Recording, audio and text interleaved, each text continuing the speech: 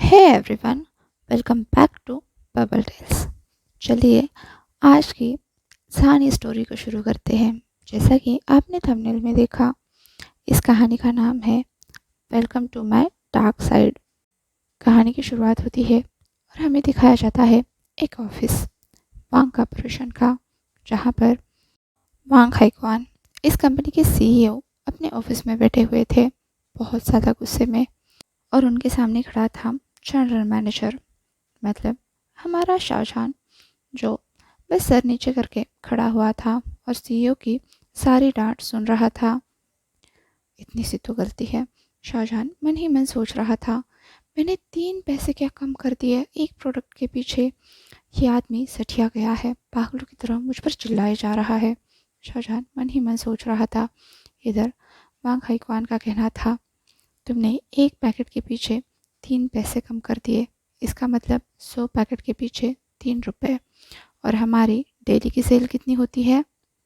300 crore packet. Shahjahan ने कहा, अब लगाओ हिसाब, तुम डेली कितने का नुकसान कर रहे हो? तुमसे किसने कहा था प्राइस कम करने के लिए? सर सर हम प्राइस कम करेंगे तो वो हमें और भी सप्लाई करेंगे। शाहजहां ने अपनी बात स्पष्ट करने की कोशिश की। वांग हाइक्वान ने कहा, वो तो वैसे भी सप्लाई करने वाले थे।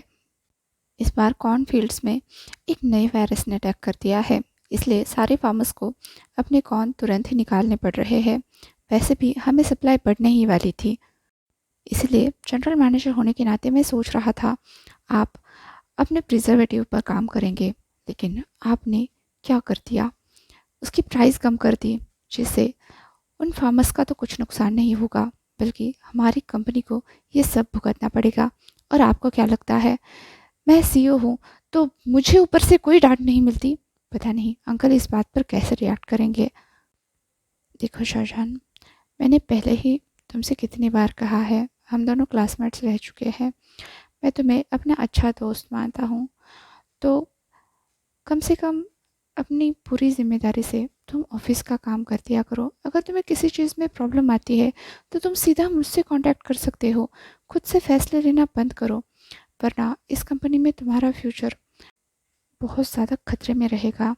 हाइक्वान बड़ी शांति से शाहजहां को समझा रहा था, लेकिन इधर शाहजहां था जिसके दिमाग में कुछ और ही बातें चल रही थी। मैंने अपने लाइफ के 10 साल कंपनी को दिए हैं, कहाँ से हमने शुरुआत की थी, और आज इस कंपनी का टर्नओवर चाइना में सबसे ज़्यादा है। माना कि मैं फूड डिपार्टमेंट में काम करता हूँ, लेकिन मैं सारी कंपनी का टर्नओवर जानता हूँ। सारी कंपनी मेरे आंखों के सामने ही तो बड़ी हुई है। इस कंपनी को मैंने अपने खून पसीने से सींचा है, और आज ये अपने सीईओ होने का रौब झाड़ रहा है। शाहजहां दांत पीसते हुए सोच रहा था, पर इस वक्त कुछ कर भी नहीं सकता था। पता नहीं वो कौन सी घड़ी थी जिस वक्त उसने ये सोचा था कि अगर वो हर पैकेट के पीछे अपनी प्राइस कम कर देगा तो कंपनी का फ़ायदा होगा। वैसे भी अब उसे इस कंपनी के फ़ायदे में कोई दिलचस्पी नहीं रही। इनफैक्ट वो ये तक सोच रहा था कि वो रिज़ाइन देके कहीं और जॉब ढूंढेगा। उसके सामने कितनी सारी बड़ी बड़ी कंपनियों ने जॉब ऑफर दिए थे, लेकिन शाहजहां अपनी दोस्ती के लिए हमेशा लॉयल रहा था। लेकिन हाइक्वान है, जब से ये सीईओ बना है तब से ये हर वक्त हर किसी पे रौब झाड़ता रहता है। इससे पहले के सीईओ थोड़े से टेढ़े थे, लेकिन शाहजहां के साथ अच्छे थे। एटलीस्ट वो उसकी थोड़ी बहुत तारीफ तो कर दिया करते थे।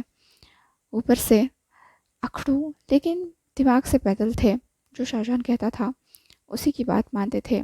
उस टाइम पर वांग हाइक्वान कॉस्मेटिक डिपार्टमेंट का जनरल मैनेजर हुआ करता था, लेकिन हेर यार की वांग हाइक्वान अपने घर की कंपनी है, इसीलिए प्रमोशन पाकर सीईओ बन गया और शाहजहां वहीं का वहीं खड़ा रहा। जबकि हाइक्वान से ज़्यादा तो शाहजहां कंपनी में टाइम बिताता है। उसने अपने खून पसीने से इस कंपनी को सींचा है, लेकिन आज उसकी कदर क्या रह गई है? बस एक एम्प्लॉय, जनरल मैनेजर, जिसका प्रमोशन नहीं हुआ। अपने जिन कलीग्स पर वो हाइक्वान का दोस्त होने का रौब झाड़ा करता था, वो सब लोग अब शाहजहां पर हंसते थे। कुछ पीठ पीछे, कुछ सामने से टॉन्ट किया करते थे। इस सब से शाहजहां बहुत परेशान रहता था। वैसे परेशान होने के लिए बस ये वांग हाइक्वान ही नहीं था, एक और पर्सन थी, वांग एन, जो हाइक्वान की कज़न लगती थी, दूर की ही सही, लेकिन कज़न तो थी। वो भी इसी कंपनी में जॉब करती थी, शाहजहान की कलीग थी और शाहजहान को उस पर बड़ा सारा क्रश था। वो एन को किसी भी तरह से पढ़ाने के पीछे लग गया, लेकिन एन थी कि मानने का नाम ही नहीं ले रही थी। इधर शाहजहान ने सब कुछ ट्राई किया और एन ने उसका प्रपोज़ल एक्सेप्ट भी किया, लेकिन वो लड़की बड़ी अजीब सी है। मतलब जैसे शाहजहान ज़बरदस्ती उसके गले पड़ गया है, ऐसा ही उसे देखकर लगता है। इधर शाहजहान जो अपने रिश्ते को लेकर इतना ज़्यादा सीरियस है, एन बार बार उसे कोई ना कोई बहाना करती रहती है। जब जब भी शाहजहान उसके करीब जाने की कोशिश करता है, पता नहीं एन को क्या हो जाता है। नहीं, अभी नहीं, अभी मेरा मूड नहीं है, मेरी लिपस्टिक ख़राब हो जाएगी, और ऐसे न जाने कितने सारे बहाने। ऐसा लगता है आन को रिलेशनशिप में कोई इंटरेस्ट है ही नहीं, ये तो बस शाहजहान है जो उसके पीछे पड़ा हुआ है। पता नहीं उस लड़की में क्या है। माना कि वो बहुत परफेक्ट है, दिखने में भी अच्छी है, उसकी नॉलेज भी बहुत तगड़ी है, बस वो एक करियर ओरिएंटेड वूमन है, उसे रिलेशनशिप वगैरह चीज़ों में नहीं पड़ना। हाँ, उसने शाहजहान से दोस्ती की, लेकिन शाहजहान है जो बेसब्र हुआ जा रहा है, किसी भी तरह से एन को पटाने में लगा हुआ है। वो तो उसे प्रपोज तक करने वाला था, लेकिन एन ने पहले ही क्लियर कर दिया कि उसके सपने बहुत बड़े बड़े हैं। तो शाहजहान ना चाहते हुए भी चुप कर रह गया, क्योंकि वो कम से कम इस मामले में मुकबल नहीं गिरना चाहता था। जिस तरह से उसने वांग हाइक्वान के मतलब सीईओ के पोस्ट के टाइम पे सबको एंड में बताया था कि अगला सीईओ तो वही बनेगा, लेकिन जब से वांग हाइक्वान ने पोस्ट संभाली है, उसका हर जगह मजाक बनता आया है। तो वो एन के मामले में खुद का मजाक उड़ाना नहीं चाहता, और इसी वजह से वो शांत है। पर किसी को क्या पता इस शांति के पीछे कितना बड़ा तूफान सुलग रहा है। आज भी शाहजहान ने हल्की सी मुस्कुराहट के साथ वांग हाइक्वान को झुककर ब्रो करते हुए कहा, आई एम सॉरी सर, आगे से ऐसी गलती नहीं होगी।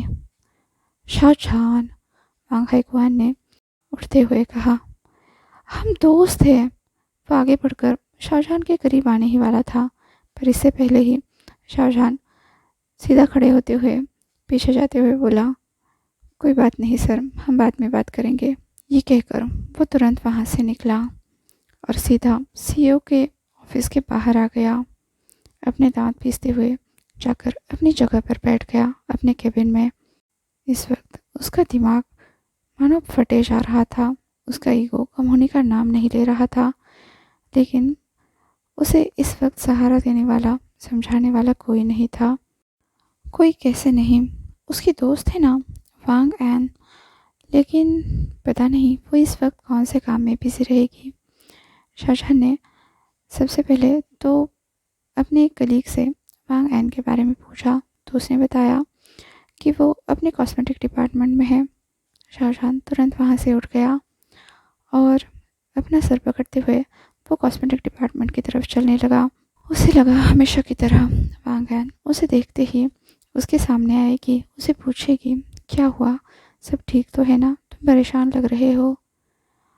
ये सब करने में वांग एन बहुत माहिर थी। एटलीस्ट वो सबकी केयर तो करती थी। हाँ, उसके कलीग्स की भी वो ऐसे ही केयर करती थी। शायद से शाहजहान ने ही उसे गलत समझ लिया था। फिर भी जब वो ऐसे बात करती है, शाहजहान को बहुत अच्छा लगता है।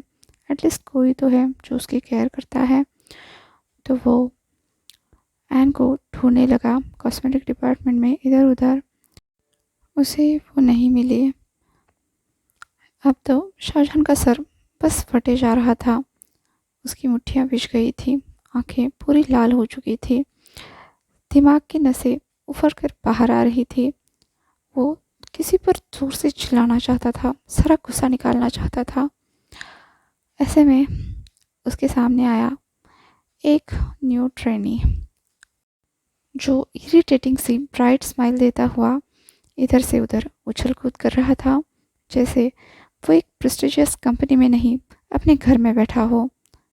जैसे ही शाहजहां की नज़रें उस लड़के पर गई, उसने तुरंत उसे आवाज़ लगाई, हे यू, इधर आओ। उस लड़के ने ऐसे उछल कूद करते हुए पूरा 180 डिग्री घूमकर पीछे मुड़कर शाहजहां की तरफ देखा और अपने आप को पॉइंट करते हुए पूछा, मैं? हाँ तुम, शाहजहां ने गुस्से में कहा। तो वो लड़का ऐसे ही मुस्कुराते हुए शाहजहां के सामने आकर खड़ा हुआ। यस सर, बोलिए, मैं आपकी कैसे हेल्प कर सकता हूँ? उसने बिल्कुल कैजुअली कहा। शाहजहां ने कहा, हेल्प? ओके, जाओ मेरे लिए एस्पिरिन और पानी लेकर आओ, मेरे सर में बहुत दर्द है। ओ सर, आपको रेस्ट करनी चाहिए, वो लड़का कह रहा था। देखो, मुझे सिखाने की ज़रूरत नहीं है, जितना कहा जाए उतना ही काम करो। शाहजहां ने उसे थोड़ी सी तेज़ आवाज़ में बात की तो वो लड़का सहम गया और तुरंत वहाँ से भाग गया। फिर जल्दी जल्दी वो एस्पिरिन और पानी का एक गिलास लेकर आया। मेडिसिन दो, शाहजहां ने वापस से तेज़ आवाज़ में कहा। तो उस नए लड़के ने पैकेट से मेडिसिन निकाल कर शाहजहां के हाथ में रख दी। शाहजहां ने पानी का गिलास लिया, मेडिसिन ली और फिर वो उस लड़के की तरफ देखने लगा। उसने पूछा, कौन हो तुम? यहाँ पहले कभी नहीं देखा। तो उस लड़के ने कहा, सर मेरा नाम वांगीबो है, मैं यहाँ पर ट्रेनी हूँ। वांग, फिर से एक बार वांग। शाहजहां अपने दांत पीसते हुए बोला, पर ये बात उस लड़के ने नहीं सुनी। उसने कहा, सर अगर आपको कोई परेशानी ना हो तो मैं आपको मसाज दे देता हूँ। मसाज? व्हाट द हेल, इसने क्या इस जगह को मसाज पार्लर समझ के रखा है? शाहजहां बुदबुदा रहा था। दूसरी तरफ वांगीबो शाहजहां को इंसिस्ट कर रहा था, आइए ना सर, बैठिए, मैं बहुत अच्छे हेड मसाज देता हूँ। मेरे काका और अंकल कहते हैं कि मुझसे ज़्यादा अच्छी हेड मसाज कोई और दे ही नहीं सकता। बड़बड़ाते हुए वांगीबो ने तब तक शाहजहां को चेयर पर बिठा दिया था और फिर वो उसे हेड मसाज देने लगा।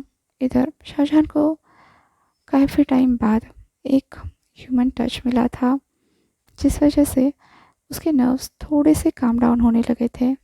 इधर ईवो के हाथ में सच में जादू थी। शाहजहां अब पूरी तरह से शांत हो चुका था। जो कुछ देर पहले सर दर्द के मारे कुछ भी सही से सोच नहीं पा रहा था, जो दिख रहा है उस पर चिल्लाते जा रहा था, वो शांति से सो चुका था। ईवो ने अब शाहजहां को डिस्टर्ब नहीं किया, उसे वैसे ही चेयर पर सोने दिया और वो फिर से अपने काम में लग गया। आज उसका ऑफिस का पहला दिन था। सब लोग उसे बड़े प्यार से बात कर रहे थे। बस एक ये ही सर थे जिन्होंने उसे थोड़ी सी तेज़ आवाज़ में बात की थी। फिर इतना तो चलता है, ईवो मन ही मन सोच रहा था। वैसे भी उसके गगर ने कहा था कि कंपनी में आना है तो उसे स्क्रैच से शुरू करना पड़ेगा। ईवो का भी लगभग यही कहना था। तो क्या हुआ, वो कंपनी के ओनर का बेटा है, वो ऐसे ही कंपनी में आकर सब पे अपना रौब नहीं झाड़ सकता।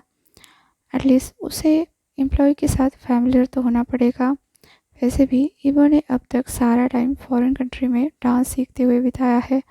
उसे ऑफिस का ओ भी नहीं पता, ना ही वो इस कॉर्पोरेट वर्ल्ड को जानता है। लेकिन ईवो बिजनेस में भी अपना इंटरेस्ट दिखाता था, तो उसे ये भी करना था। हाँ, उसके डांस शोज़ वगैरह वो तो होते ही रहेंगे, लेकिन ईवो को अपने काका का हाथ भी बटाना है, इसलिए वो कंपनी में पार्ट टाइम जॉब कर रहा था वांग एन की देखरेख में, जो उसी की कज़न सिस्टर थी और ईवो के लिए मदर फिगर से कम नहीं थी।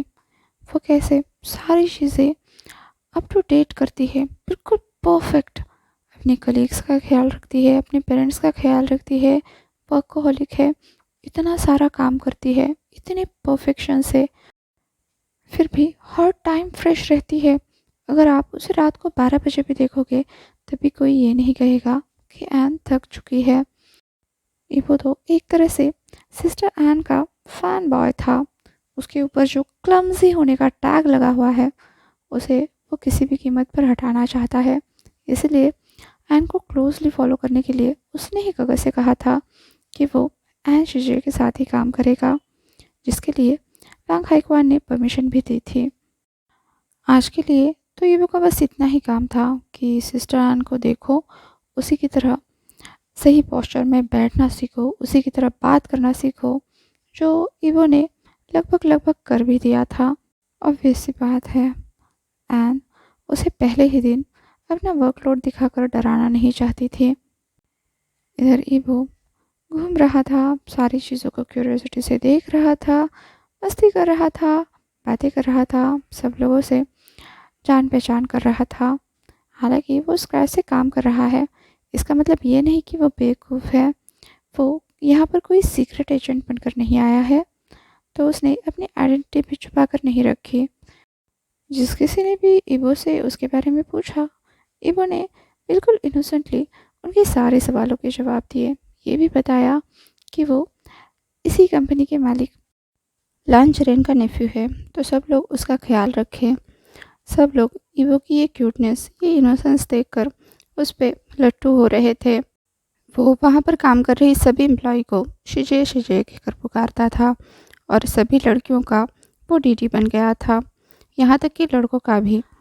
इनफैक्ट इधर सनका को सुलाने के बाद ईवो ने सबके साथ लंच किया, फिर गिटार बजाकर दिखाया।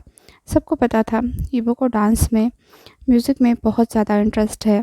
वो तो बस यहाँ अपने भाई की हेल्प करने के लिए आया है, जो भी शायद से ज़्यादा दिन नहीं होंगे।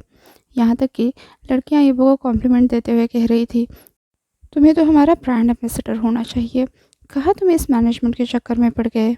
ईवो बस स्माइल करके उन्हें मना करता जा रहा था। वेल, उसका अल्टीमेट गोल तो अपनी कंपनी को संभालना ही था, ना ही वो ब्रांड एम्बेसडर बनना चाहता था। हाँ, अगर उसके अंकल कहते हैं, उसके भाई कहते हैं, तब वो कुछ ऐड शूट कर भी सकता है, लेकिन वो एक्टर या सिंगर फुल टाइम नहीं बनना चाहता था। हाँ, उसे पसंद है तो वो अपनी कुछ एल्बम निकालेगा, लेकिन फुल टाइम वो इस काम में नहीं रहना चाहता, क्योंकि उसे पता है वांग कॉर्पोरेशन का वर्कलोड बहुत ज़्यादा है, अकेले भाई उसे हैंडल नहीं कर सकते, और इवेंचुअली ईवो को थोड़े बहुत टाइम पास के बाद यहाँ आना ही आना है, तो बेटर है कि वो थोड़ी बहुत चीज़ें सीख ले। इधर जान की आंखें खुलने से पहले ही उसके कानों में गिटार की आवाज़ पड़ी, फिर कुछ सिंगिंग भी सुनाई थी। उसे ऐसा लगा कि ये कंपनी में चल क्या रहा है, लोग सीरियस होकर काम नहीं कर सकते, अपने काम पर ध्यान नहीं दे सकते, ये बकवास क्या चल रही है। पहले से ही जो स्पोर्ट्स होते थे उसके अपोज में था शाहजहान। उसका कहना था कि आप काम करने का पेमेंट लेते हो तो काम करते रहो, टाइम पास मत करो। वो जो काम को ही अपना भगवान मानता था, उसी में उसको पीस मिलता था, तो वो चाहता था कि सभी लोग उसी की बात को फॉलो करें, बस काम करते रहे, ना कि कोई इधर उधर की बातें करे, गॉसिप करे, टाइम पास करे, या फिर अपने ऐसे वियर्ड वियर्ड टैलेंट दिखाए। इसी बात पे ज्ञान झाड़ने के लिए वो ईवो और उसकी मंडली की तरफ भी जा रहा था, पर उसने ईवो का गाना सुना। उसे ऐसा लगने लगा जैसे उसका हेडेक कम हो रहा है। सच में इस लड़के की आवाज़ में जादू तो था, लेकिन सान इसे ज़्यादा एंटरटेन नहीं कर सकता था। वैसे भी आन कहीं दिखाई नहीं दे रही थी, और लंच ब्रेक भी ख़त्म हो रहा था, तो वो वापस चला गया। खैर, इन सब यंगस्टर्स के पचड़े में कौन पड़े, इन्हें कितना भी समझाओ ये सुधरने वाले तो है नहीं। यही सोचते हुए, दांत पीसते हुए जहान वापस से अपने डिपार्टमेंट में चला गया, अपना रेगुलर काम करने लगा। कुछ 2-3 दिन बाद ही फिर से कुछ ऐसा ही इंसिडेंट हुआ। जहान के सिर में दर्द होने लगा, तो वो अपने ड्रॉअर में फिर से एस्पिरिन ढूंढने लगा, जो कि वहाँ पर थी ही नहीं। वो फिर से एक बार अपने टेम्पल के नर्व को हल्के से प्रेस करते हुए इधर से उधर ऑफिस में घूमने लगा। पहले तो उसने होयसांग की तरफ जाकर पूछा कि होयसांग, तुम्हारे पास टैबलेट है? होयसांग ने नहीं में जवाब दिया। तो जहान वहाँ इनके फ्लोर पर निकला, कॉस्मेटिक डिपार्टमेंट वाले फ्लोर पर। यहाँ आज फिर से एन के केबिन में जहान को ईवो मिला। ईवो ने फिर से जहान को देखते ही पूछा, सन का क्या आपके सर में दर्द है? ईवो की वो एवरग्रीन ब्राइट स्माइल देख के जहान को फिर से इरिटेशन होने लगी थी, पर सर में दर्द तो था, और ये लड़का उसके सर का दर्द भगाने में बहुत एक्सपर्ट था। जहान ने कहा, और वो बस वहीं चेयर पर बैठ गया। तो ईवो ने फिर से एक बार उसे एस्प्रिन पानी ला कर दिया, फिर उसके सिर का मसाज करने लगा। सच कहे ना तो जहान लिटरली गधी की तरह काम करता था। उसके दिन का शेड्यूल कभी भी 14 घंटे, 16 घंटे, 18 घंटे होता ही रहता था। कभी भी वो 12 घंटे से कम घर गया ही नहीं। इनफैक्ट वो कभी कभी तो ऑफिस में ही सो जाया करता था ताकि उसका वर्कलोड कम हो सके। कहीं ना कहीं यही हालत सिचन की भी थी, लेकिन फिर भी सिचन थोड़ा बहुत तो आराम करता था, अपने हेल्थ का भी ख्याल रखता था। लेकिन जान के बारे में ऐसा नहीं था। वो पागलों की तरह काम करता जाता था। एक बार जो उसका काम में मन लग गया, फिर तो उसे न दिन की सुध रहती न रात की। और इसी वजह से उसे हमेशा पेट की तकलीफ़ें भी रहती थी। हेल्थ वाइज भी कुछ ना कुछ प्रॉब्लम्स रहते थे। हमेशा हेडेक रहता था। वेल, वांग कॉर्पोरेशन ने अपना बिजनेस एक्सपैंड किया था। कंपनी बहुत रैपिडली ग्रो कर रही थी। ऐसे में ट्रस्टवर्दी लोग मिलना बहुत मुश्किल होता है, और ख़ासकर मेन पोजीशन में जान जैसे वर्कहोलिक पागल लोग बैठे हो, तब तो किसी पे ट्रस्ट करना भी बहुत मुश्किल होता है।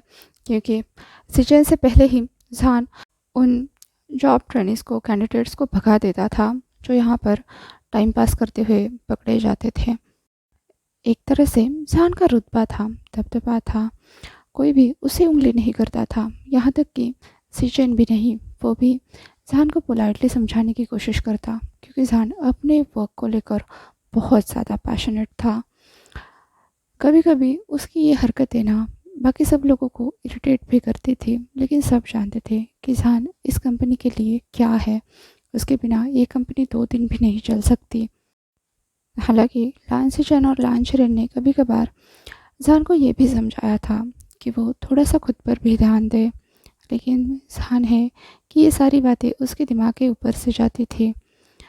उसे लाइफ में पहली बार किसी में इंटरेस्ट आने लगा था, वो वांग एन थे। और लांसीचन को ये चीज़ कहीं ना कहीं दिख रही थी कि शाहजहान सच में वांग एन में इंटरेस्ट ले रहा है। उसने एन से पूछा भी, पर एन के सपने तो कुछ अलग ही थे। तो सिचन ने कहा छोड़ो, कहा इन सब की बातों में पड़े। उसने सजेस्ट करके देखा दोनों को, लेकिन कोई पॉजिटिव रिस्पांस नहीं आया, तो उसने सब कुछ छोड़ दिया। इधर जान फिर से एक बार नैप ले रहा था। वो सो गया था, तो ईवो ने उसे डिस्टर्ब किए बिना बस वहाँ से जाने में ही भलाई समझी। वो चला गया। कुछ देर बाद एन आ गई। तब तक जान की भी नींद खुल गई।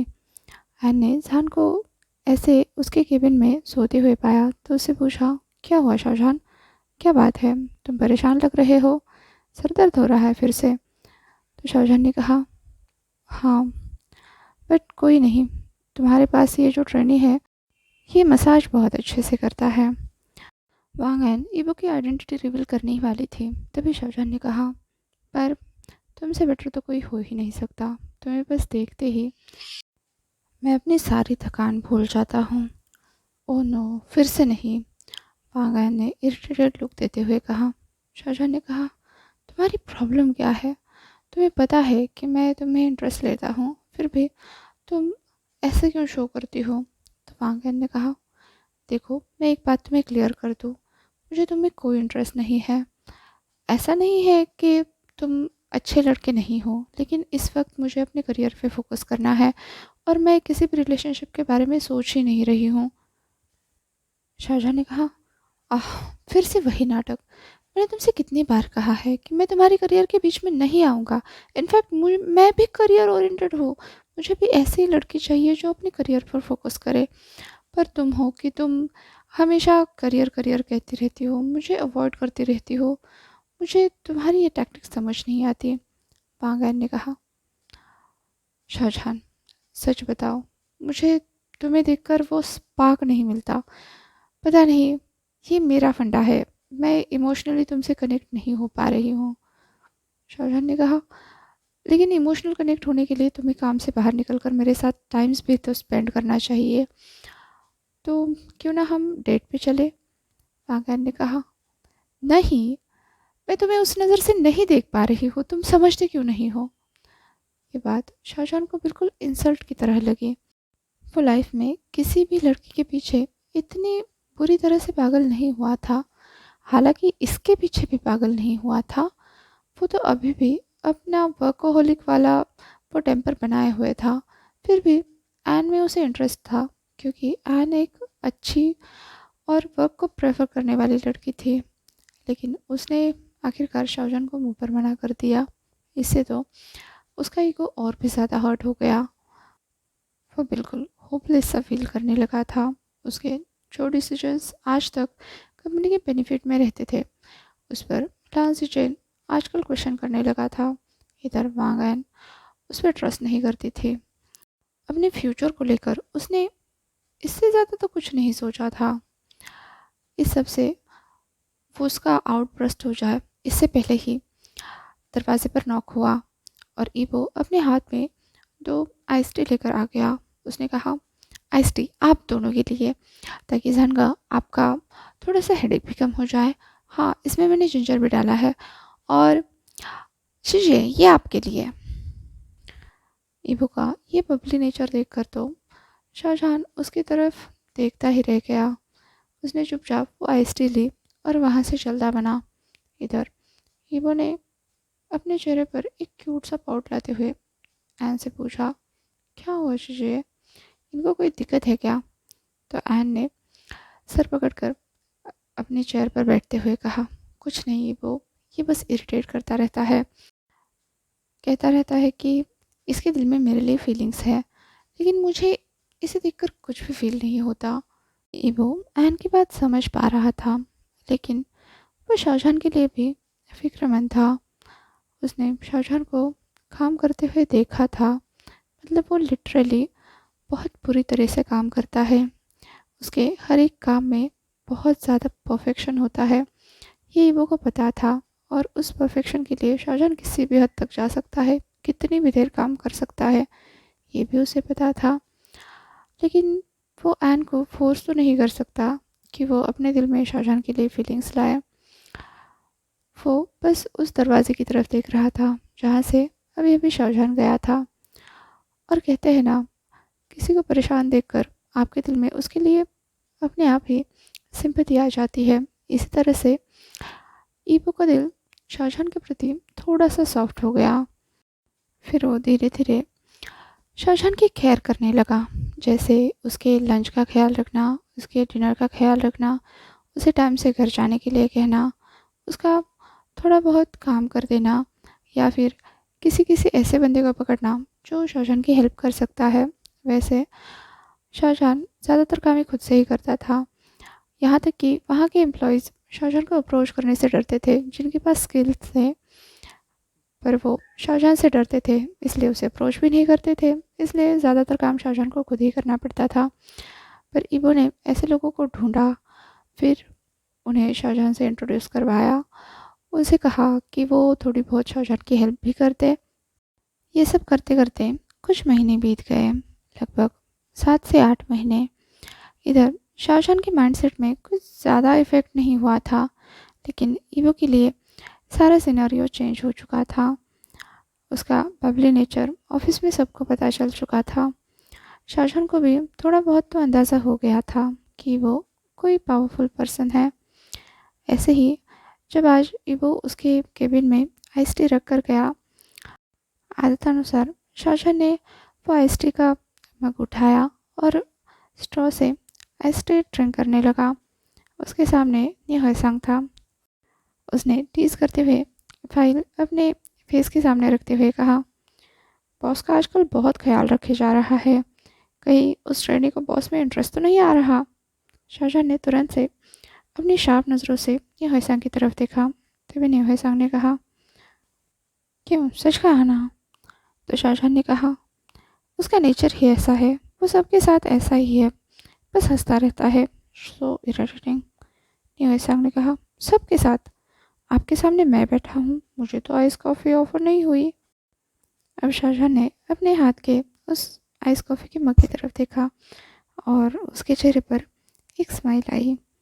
तभी हुईसांग ने कहा, वैसे बॉस, आपको पता है ये ट्रेनी कौन है?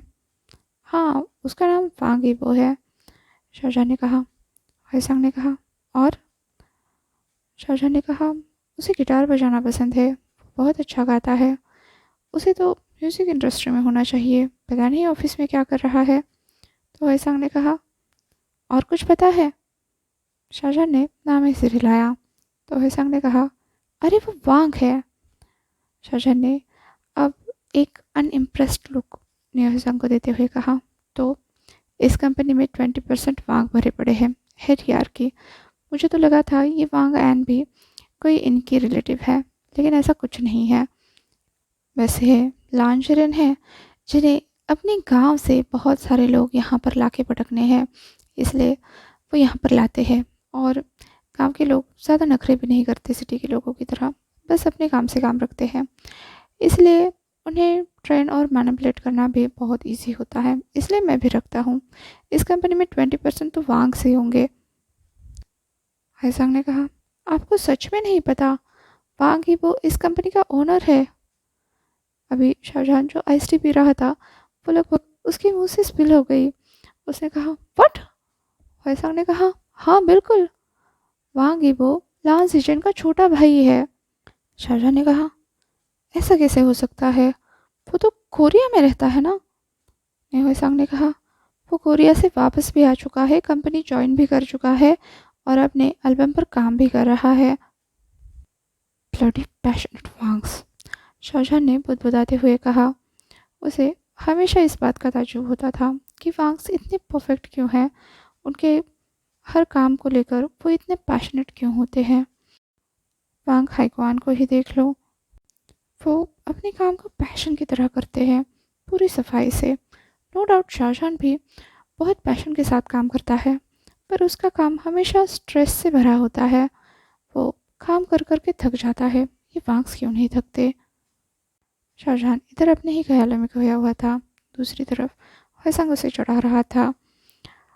बॉस होने के बावजूद भी वो आपके इतने आगे पीछे घूमता रहता है, मुझे तो लगता है उसे आप में इंटरेस्ट है।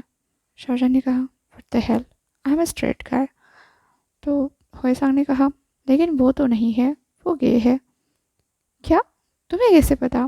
शाहजहां ने पूछा। तो हैसांग ने कहा, साफ पता चलता है, वो जिस तरह से आपकी तरफ देखता है, मुझे तो पहले दिन से डाउट हो रहा था कि वो आप में इंटरेस्टेड है। हैसांग, तुम्हें नहीं लगता तुम कुछ ज़्यादा ही बोल रहे हो? शाहजहां ने हैसांग को डांटते हुए कहा, फिर उसे ऑफिस से भगा दिया। इधर हैसांग अपनी जगह पर जाकर बैठ गया, लेकिन उसकी बातें अभी भी शाहजहां के दिमाग में बिल्कुल रिकॉर्डर की तरह बज रही थी। अब वो ईवो की सारी हरकतें नोट करने लगा था। ईवो सच में अपने बबली नेचर से सबको इम्प्रेस कर देता है। शाहजहां के आसपास भी वो हमेशा कुछ न कुछ बहाने से आता जाता रहता है। हालांकि उसका मन नहीं होता, तब भी उसे फोर्सफुली खाना खिलाता है, उसे ब्रेक लेने के लिए कहता है, किसी न किसी को पकड़ कर लाता है और कहता है कि ये आपकी हेल्प कर देगा। अब इस ईवो का कुछ तो करना पड़ेगा, शाहजहां सोच रहा था। ऐसे ही जब अगली बार ईवो वापस से शाहजहां के पास आया, उसके हाथ में एक प्रोटीन बार था जो वो खुद खाते हुए आ रहा था। दूसरे हाथ में एक प्लेट थी जिसमें भी एक प्रोटीन बार और कुछ कटे हुए फ्रूट्स रखे थे। उसने वो प्लेट लाकर शाहजहां के टेबल पर रख दी और वो वापस जाने लगा अपनी ही धुन में। तभी शाहजहां ने उसे आवाज़ लगाई, ईवो। हाँ? ईवो चौंक कर पीछे देखते हुए बोला, ज़रा यहाँ आओ तो। शाहजहां ने कहा, ओके सर। कहते हुए ईवो आकर सामने वाली चेयर पर बैठ गया। शाहजहां अब उसे घूर के देखने लगा। उसने पूछा, कौन हो तुम? ईवो ने कहा, क्या मतलब? शाहजहां ने पूछा, मेरे कहने का मतलब है, कौन हो, कहाँ से आए हो, कितनी पढ़ाई की है? कॉस्मेटिक डिपार्टमेंट में काम करते हो, इतना तो मुझे पता है, लेकिन क्या तुम सच में उस चीज़ के लिए पैशनेट हो? ईवो ने कहा, मैं तो बस सबसे जान पहचान कर रहा हूँ ताकि ये फ्यूचर में मेरे काम आए। वैसे भी गगा भी तो स्क्रैच से शुरू करे थे, तो उन्होंने मुझे भी एडवाइस दी कि मुझे भी शुरू से शुरू करना चाहिए। तुम्हारी गगा? शाहजहां ने अब पैनी नज़र से ईवो की तरफ देखते हुए कहा। ईवो ने कहा, हाँ, हाइकवान गगा। शाहजहां ने पूछा, इसका मतलब तुम सच में इस कंपनी के ओनर हो? ईवो ने कहा, ऐसा कुछ नहीं है, कंपनी तो सबकी है, आप भी तो इस कंपनी के लिए एक बहुत इम्पोर्टेंट पर्सन हो। शाहजहां ने कहा, बस मैं एक एम्प्लॉय हूँ, और तुम ओनर हो, और फिर भी तुम डेली मेरे लिए ये आइस टी लेकर आते हो, ये फ्रूट्स लेकर आते हो, ये सब क्यों कर रहे हो? ईवो ने कहा, ऐसे ही, जो भी सिंसियरली काम करता है मुझे उनकी हेल्प करना अच्छा लगता है। वैसे भी आप बहुत स्ट्रेस लेते हो, और मैंने देखा है आजकल आपकी हेल्थ भी इम्प्रूव हो रही है। अब शाहजहान ईवो की तरफ गौर से देखने लगा, तो ईवो ने कहा, ऐसे मत देखिए, मुझे आपसे प्यार हो जाएगा। व्हाट? शाहजहान ने ईवो की तरफ इरिटेटिंग लुक देते हुए कहा। तो ईवो ने कहा, कम ऑन, आई एम के। शाहजहान ने कहा, हर बार ये के का टैग लेके घूमने की ज़रूरत है क्या? ईवो ने कहा, आपको क्या फ़र्क पड़ता है? वैसे भी मैं इसलिए सबको बताते रहता हूँ कि कोई गलत इंटेंशंस ना समझे। वैसे भी लड़कियाँ मुझ पे मर मर जाती है, तो उनके पास कोई रॉन्ग मैसेज ना जाए। और दूसरी तरफ आपको क्या फ़र्क पड़ता है? आप तो शीशे के पीछे लगे हुए हो, और वो आपको घास नहीं डालती। इस बात पर शाहजहां सोचने लगा, सच में आन ने एक बार भी शाहजहां से ये नहीं कहा कि वो उससे दोस्ती तक रखना चाहती है। हाँ, उसका हेल्पफुल नेचर है, वो पैशनेट है, शाहजहां को पसंद है, लेकिन ऐन की तरफ से कभी भी कोई भी सिग्नल पास नहीं हुआ। तो शाहजहां भी कब तक उसे पकड़ कर रखता। इधर दूसरी तरफ ये ईबो था, जो उसका अच्छे से ख्याल रख रहा था, और बंदा भी इंटरेस्टिंग लग रहा था। और ईबो को क्या पता कि शाहजहां कोई स्ट्रेट पर्सन नहीं है, वो बाय है, उसे लड़के और लड़कियां दोनों भी पसंद है। तो शाहजहां सोचने लगा, क्यों ना थोड़ा सा फन किया जाए, थोड़ा रिलैक्स हुआ जाए इस न्यू ट्रेनी कम ओनर के साथ। तो उसने सीधे सीधे ईबो से पूछ लिया, वना गो ऑन डेट? ईबो ने कहा, क्या? शाहजहां ने कहा, बेस्ट फ्रेंड्स डेट, चलो हम दोनों साथ चलते हैं, कहीं घूमेंगे। ईबो ने कहा, साउंड्स गुड, बट आप मुझसे परेशान तो नहीं होगे? वेल, देखते हैं। शाहजहां को डाउट आ ही रहा था कि वो उसमें सच में इंटरेस्टेड है।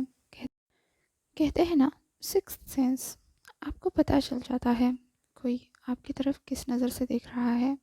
सेम चीज़ ईवो के बारे में भी थी। वो जो पपी आई से लॉगिंग वाली आंखों से हमेशा शाहजहां की तरफ देखता था। शाहजहां कहीं ना कहीं समझ पा रहा था कि वो सच में उसमें इंटरेस्ट लेने लगा है। तो वो बस ईवो के साथ थोड़ा घूमना चाहता था, या यूँ कहो कि फन करना चाहता था, क्योंकि वो था तो बड़ा खूबसूरत, बबली नेचर वाला, फन लविंग पर्सन है। और इधर शाहजहां है कि बस अपने काम में बिजी रहता है। उसने जैसे बाहर की दुनिया ज़्यादातर देखी ही नहीं। तो उसने ईवो को फर्स्ट डेट पे बुलाया, और दोनों ने काम ख़त्म करने के बाद डेट पर जाने का भी डिसीजन लिया। इधर जब वो दोनों घूम रहे थे, शाहजहां बस इसी सोच में था कि ये लड़का ऐसा क्यों है, इतना बबली, इतना हंसता रहता है, क्या इसकी लाइफ में कोई परेशानी नहीं है? दूसरी तरफ ईवो था, जो अपने बारे में सब कुछ शाहजहां को बताया जा रहा था। जैसे उसे म्यूज़िक में इंटरेस्ट है, कैसे वो 13 साल की उम्र में कोरिया चला गया, वहाँ पर उसने क्या क्या फ़न किया, कैसे उनकी फर्स्ट एल्बम आने वाली थी, लेकिन उससे पहले ही उनका ग्रुप इतना ज़्यादा फेमस हो गया कि उसके 2-3 लड़कों को पहले ही किसी न किसी मूवी या म्यूज़िक इंडस्ट्री वालों ने सोलो के लिए अप्रोच कर लिया। फिर वो डिसबैंड हो गए। ये वो अपनी करुण कहानी बताया जा रहा था, और इधर शाहजहां अपनी ही दुनिया में मगन था। कहने को तो वो साथ आए थे। फिर दोनों एक होटल में चले गए, थोड़ी देर उन्होंने डिनर किया, फिर कैरोके में गए, सिंगिंग डांसिंग करने लगे। ऐसे ही करते करते कब दोनों एक दूसरे के करीब आए, करीब इन द सेंस अगल बगल में बैठ गए। आज वो बहुत ज़्यादा खुश था, उसके क्रश ने उसे खुद से अप्रोच किया था। दोनों ने साथ में एक अच्छा खासा टाइम स्पेंड किया था, एक फ्रेंडली एनवायरनमेंट में। तो वो सच में बहुत ज़्यादा खुश था। दूसरी तरफ शाहजहां अभी भी अपनी ही दुनिया में, अपनी ही धुन में मगन था। जब वो साथ में सोफ़ा पर बैठे, तो दोनों के बीच में बातों ही बातों में एक तरह से उनका गैप, उनका डिस्टेंस मिट गया। तभी उनके कैरियर का म्यूज़िक ख़त्म हो गया। दोनों भी एक साथ ही म्यूज़िक को चेंज करने के लिए झुके, रिमोट लेने के लिए। तभी शाहजहान और ईवो जो बिल्कुल करीब थे एक दूसरे के और करीब आ गए, फेस टू फेस। तो वो वापस से स्ट्रेट होकर सोफ़ा पर बैठ गए। इधर ईवो बहुत बुरी तरह से ब्लश कर रहा था और शाहजहान भी बस उसी की तरफ देखे जा रहा था। हालांकि ईवो को देखकर उसके दिल में फीलिंग्स नहीं आ रही थी, वो समझ पा रहा था एंड उसे इतना अवॉइड, इतना इग्नोर क्यों करती थी। सच में प्यार किसी के हाथ में नहीं होता, इंटरेस्ट भी नहीं होता। अगर आपको कोई पर्सन पसंद आ जाए, ये सिर्फ़ और सिर्फ आपके दिल के ऊपर होता है कि उसे किस पर आना है। शाहजहान अभी भी ईवो के लिए कुछ ज़्यादा फील नहीं कर पा रहा था। वो तो बस एक्सीडेंटली एक दूसरे के करीब आ गए, तो वो ईवो की तरफ देखने लगा। इधर ईवो इतनी बुरी तरह से ब्लश कर गया कि शाहजहां से रहा नहीं गया। उसने पूछा, क्या हुआ? तो ईवो ने बस सर हिलाकर मना कर दिया। कहते हुए वो सीधे बैठ गया। अब शाहजहान वापस से उस कैरेक्टर के डिस्प्ले पर कुछ सॉन्ग सर्च करने लगा। तभी ईवो इधर शाहजहां से हल्का सा दूर हुआ, तो शाहजहां ने अपनी भुएं सिकुड़ते हुए पीछे देखकर कहा, क्या हुआ? कुछ नहीं, ईवो अनकंफर्टेबल होते हुए बोला। तो शाहजहां ने कहा, तुम तो ऐसे बिहेव कर रहे हो जैसे मैं तुम्हें किस करने वाला हूँ। ईवो ने इस बात को थोड़ा सा जोकिंग वे में लेते हुए कहा, कर दिया तो? अब शाहजहां ने आंखें छोटी करके ईवो की तरफ देखा और कहा, कि तुम्हें ऐसा लगता है कि हम एक एक्चुअल डेट पर आए हैं? मैंने बोला ना, ये बेस्ट फ्रेंड्स डेट है। तो ईवो ने कहा, क्या पता, नाम तो कभी भी चेंज हो सकते हैं। अब शाहजहां की भुएं फिर से सिकुड़ी और वो ईवो को गौर से देखने लगा।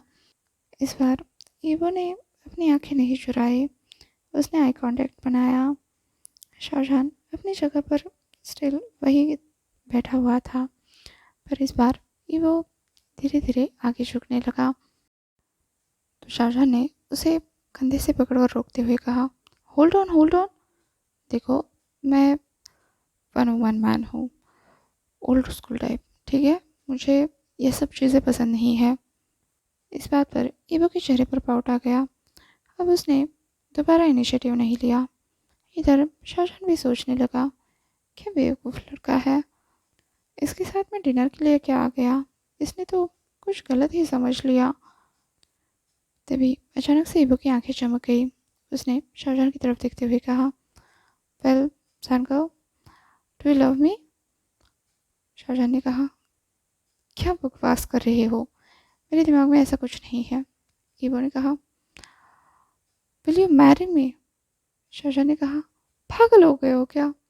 ईवो ने कहा, नहीं, सच बताओ, क्या आप मुझसे प्यार करते हो, मुझसे शादी करना चाहोगे? शाहजहां कंफ्यूज होकर ईवो की तरफ देख रहा था। ईवो पूरा कॉन्फिडेंस के साथ बोल रहा था, देखो, अगर वन वुमन मैन नहीं, वन मैंस मैन बनना चाहते हो तो मेरी तरफ से खुला ऑफ़र है। मैं आपको बहुत टाइम से देख रहा हूँ, आपको पसंद करता हूँ। अगर अभी आप मुझे किस करते हो तो मैं समझूंगा कि आप भी मुझे लेकर सीरियस हो, वरना मैं कभी भी आपको बॉदर नहीं करूँगा। शाहजहां अभी भी ईवो को देखते हुए कुछ सोच रहा था। इधर ईवो ने अपनी आंखें बंद कर ली। उसे ऐसा लगा कि शाहजहां या तो यहाँ से उठकर चला जाएगा या तो उसे किस कर लेगा, और वो दोनों चीज़ों के लिए रेडी था, चाहे प्यार में हारना हो या जीतना। लेकिन ईवो ऐसे कंफ्यूज स्टेट में नहीं रह सकता, उसके दिल में जो है वो बोल कर रहेगा। इधर शाहजहां के दिमाग में बहुत सारी चीज़ें घूमने लगी। जैसे उसने हाई स्कूल कंप्लीट किया ही था कि उसके पेरेंट्स ने उसे इस बिग सिटी में एक रिनाउंड स्कूल में एडमिशन करवा दिया, जहाँ पर उसकी दोस्ती वांग हाईक्वान से हुई। जब शाहजहां अपने लिए कोई पार्ट टाइम जॉब ढूंढ रहा था, तब हाईक्वान ने इसी कंपनी में उसे अपने साथ एज ए ट्रेनी ज्वाइन करवा लिया। तब से दोनों भी इस कंपनी के लिए बहुत ही ज़्यादा मेहनत कर रहे हैं। पूरे 10 साल बीत चुके हैं और शाहजहान आजकल तो अपने रूम पर जाना भी भूल गया है। वो पूरा पूरा टाइम ऑफिस में रहता है। लेकिन आजकल सिनारियोज चेंज होने लगे हैं। जब उसका प्रमोशन होने वाला था, उसने हाईक्वान से भी ज़्यादा हार्ड वर्क किया था। तब उसे निगलेक्ट करके हाईक्वान को सीईओ की पोस्ट दे दी गई। उसके बाद से शाहजहान कभी भी उन सब चीज़ों को अपने प्योर इनोसेंट हार्ट से देख ही नहीं पाया। एक तरह से उसका हार्ट ही मैला हो गया था। और अब ये लड़का वांग यीबो क्लेम कर रहा है कि वो उसे प्यार करता है। शाहजहान को एक तरफ तो ऐसा लग रहा था कि सब लोग उसका मजाक बना रहे हैं। पूरी वांग फैमिली में उसका मजाक बनकर रह गया है। ना तो उसके मेहनत का फल उसे मिला, ना ही उसका जो लव इंटरेस्ट था वो उसमें इंटरेस्ट दिखा रहा है। और वो जिस लड़के को बिल्कुल भी वैल्यू नहीं करता, वो उसके पीछे पड़ा हुआ है। वो दुविधा में था। आर्या पार ये सोच रहा था, या तो वो ईवो के प्रपोजल को एक्सेप्ट कर ले और वांग फैमिली में एंट्री कर ले, या तो उसे रिजेक्ट करके इस कंपनी को ही छोड़कर चला जाए, दूसरी अपॉर्चुनिटीज़ ढूंढे। पर फिर शाहजहां ने अपना मन बना लिया कि चलो इस रिलेशनशिप को भी ट्राई करके देखते हैं। इसलिए वो आगे बढ़ा और उसने ईवो के होठों पर अपने होठ रख दिए। इधर ईवो का दिल तो जैसे भर सा आया। उसके चेहरे पर स्माइल आ गई। बंद आंखों से मुस्कुराते हुए उसने शाहजहान के गले में हाथ डाले। उसे वो प्यार से किस करने लगा। शाहजहान अभी भी थोड़ा हेजिटेट कर रहा था। अभी भी पूरे मन से इन सब बदलाव को अपना नहीं पा रहा था। उनकी ये डेट तो गुजर गई, जिसके बाद ईवो ने बिल्कुल भी सब्र नहीं किया। तुरंत अपने घर में जाके अनाउंस कर दिया कि वो और शाहजहान बॉयफ्रेंड्स है और वो जल्द से जल्द शाहजहान से शादी करना चाहता है। उसके अंकल ने, वांग हाईक्वान ने ईवो को थोड़ा रुकने के लिए कहा, थोड़ा सब्र करने के लिए कहा। लेकिन ईवो था कि उसे किसी भी चीज़ में बिल्कुल भी सब्र नहीं था। वो तो कंपनी में भी इस बात का अनाउंसमेंट करना चाहता था। लेकिन किसी तरह से वांग हाईक्वान ने और वांग एन ने ईवो को ये सारी चीज़ें अनप्रोफेशनल है कहकर समझा दिया, उसे चुप करा दिया। दूसरी तरफ शाहजहान को देखकर अभी भी लग नहीं रहा था कि वो ईवो के पीछे पागल है। जिस तरह से ईवो लॉगिंग वाली आइज से शाहजहान को देखा करता था, उसका ख्याल रखता था, शाहजहान की तरफ से 0% एफर्ट्स थे। जो कुछ भी कर रहा था पूरा का पूरा ईवो ही कर रहा था। कुछ और टाइम बीत गया। अब ईवो हक से शाहजहान के केबिन में आता, उसके पास बैठता, उससे बातें करता। उसे कभी कोई क्वेरी होती तो भी शाहजहान से पूछता। शाहजहान एज ए सीनियर उसे बहुत सारी बातें बताता, उसके जो भी क्वेरीज होते उन्हें सुलझाता। पर अभी भी वो इस रिलेशनशिप को कंटिन्यू करने के लिए कोई भी एफर्ट नहीं कर रहा था। उनका जो उस कैरेक्टर में किस हुआ था, उसके बाद कभी भी दोनों ने दोबारा किस नहीं किया था। ये वो इतने में भी काफ़ी था। वो चाहता था कि शाहजहान उसे पैशनेटली पकड़े, किस करे, लेकिन ऐसा कुछ हो नहीं रहा था। उसे लगा कि शाहजहान सच में बहुत ज़्यादा रिजर्व टाइप के हैं, तो उसे बस अब शादी की जल्दी मची थी। वो अपने घर वालों के पीछे पड़ने लगा कि मेरी शादी करवा दो जल्द से जल्द। हाईक्वान का ये कहना था कि वो को थोड़ा रुकना चाहिए, कुछ समय तक शाहजहान को डेट करना चाहिए। ऐसे बस एक ही डेट के बाद वो कैसे कह सकता है कि उसे शाहजहान से शादी करनी है। लेकिन ईवो था कि किसी की भी बात सुनने को तैयार ही नहीं था। फिर क्या था, वांग हाईक्वान ने सीधे सीधे शाहजहान से पूछ लिया कि क्या वो ईवो को पसंद करता है। वैसे शाहजहान वांग हाईक्वान से ज़्यादा कुछ छुपा नहीं सकता था, तो उसने एक पॉज लेते हुए कहा कि मैं इस रिश्ते को एक मौका देना चाहता हूँ। वांग हाईक्वान ने उसे शार्पली देखते हुए कहा, अगर तुम ईवो को पसंद नहीं करते तो अभी उसे मना कर दो। और जो तुम एन के पीछे पड़े थे उसका क्या? शाहजहान ने कहा, पर वो तो मुझे लाइक नहीं करती। मैंने उसे कन्फेस भी किया, लेकिन पता नहीं उसके दिमाग में क्या चल रहा है। तो हाईक्वान ने कहा, तुम ऐसे कैसे एक साथ दो लोगों को लाइक कर सकते हो? कभी भी दो बोट पर पैर रखकर नहीं चलना चाहिए, पता है ना? शाहजहां ने कहा, इसीलिए इसलिए मैं ईवो को एक चांस देना चाहता हूँ। अगर ये रिश्ता वर्कआउट कर गया तो ठीक है। हाई क्वान ने कहा, शाहजहां, तुम ट्रायल एंड एरर मेथड की तरफ कैसे जा सकते हो, वो भी ईवो की फीलिंग्स को लेकर? शाहजहां ने कहा, हाई क्वान, मैं बस कंफर्म नहीं हूँ कि मैं क्या चाहता हूँ, पर इसका मतलब ये नहीं है कि मैं ईवो के साथ कुछ गलत करूँगा। और अगर तुम्हें ऐसा लगता है कि मैं ईवो के लायक नहीं हूँ, तो खुद जाकर अपने भाई को समझा दो कि मेरा पीछा करना छोड़ दे। वैसे भी मेरी लाइफ में इतना फालतू समय नहीं है कि मैं ऐसे उसकी फीलिंग्स को कोऑपरेट करता रहूँ। अब शाहजहां का यह आउटबर्स्ट देखकर तो हाई क्वान एक पल के लिए, क्योंकि कहीं ना कहीं शाहजहां ने उसकी दुखती नस पर हाथ रख दिया था, वो ईवो को नहीं समझा सकता। ईवो एक तरफ से इनोसेंट तो है, लेकिन उतना ही ज़िद्दी भी है। अगर वो शाहजहां को पसंद करता है तो वो किसी की भी नहीं सुनेगा। अगर कोई उसे कह दे कि शाहजहां तुम्हारे लायक नहीं है, ये बात तो ईवो की कभी भी पल्ले नहीं पड़ेगी। तो हाईक्वान भी इस बात पर हार गया। वो वैसे तो ईवो को समझाना चाहता था, उसने कोशिश भी की, बट ईवो ने साफ साफ कह दिया, या तो मेरी शादी करा दो या तो मैं भाग के शादी करूँगा, क्योंकि लिव इन में रहने तक का ऑप्शन मेरे पास नहीं है। शाहजहां ओल्ड स्कूल टाइप है, वो तो अपने मैरिड पार्टनर के साथ ही इंटीमेट होना चाहते हैं। ईवो की ये बकवास सुनकर हाईक्वान ने उसे रुकते हुए कहा, ठीक है, जैसा तुम सही समझो, लेकिन हम एक छोटी सी शादी करेंगे। ईवो ने कहा, वो सब कुछ मैं नहीं जानता, मैं बस चाहता हूँ कि मेरी शादी शाहजहां से हो। ठीक है, वांग हाईक्वान ने कहा।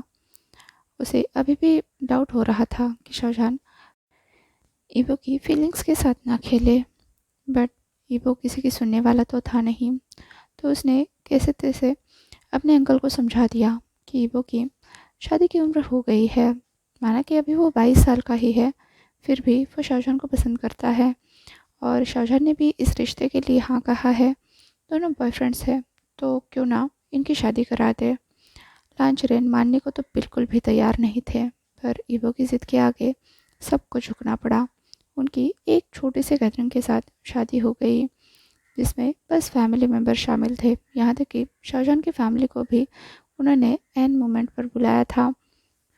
इधर शाहजहां अपने पेरेंट्स को बुलाने की वजह से ज़्यादा गुस्से में था, क्योंकि उसकी अपने सौतेली माँ से बिल्कुल भी नहीं बनती थी, और वो अपने पापा से एक तरह से डरता था इन द सेंस वो एक छोटी सिटी से आते थे, जहाँ पर रूल्स एंड रेगुलेशंस या फिर पेरेंट्स की रिस्पेक्ट करना, ये सब चीज़ें बहुत ज़्यादा मैटर करती थी।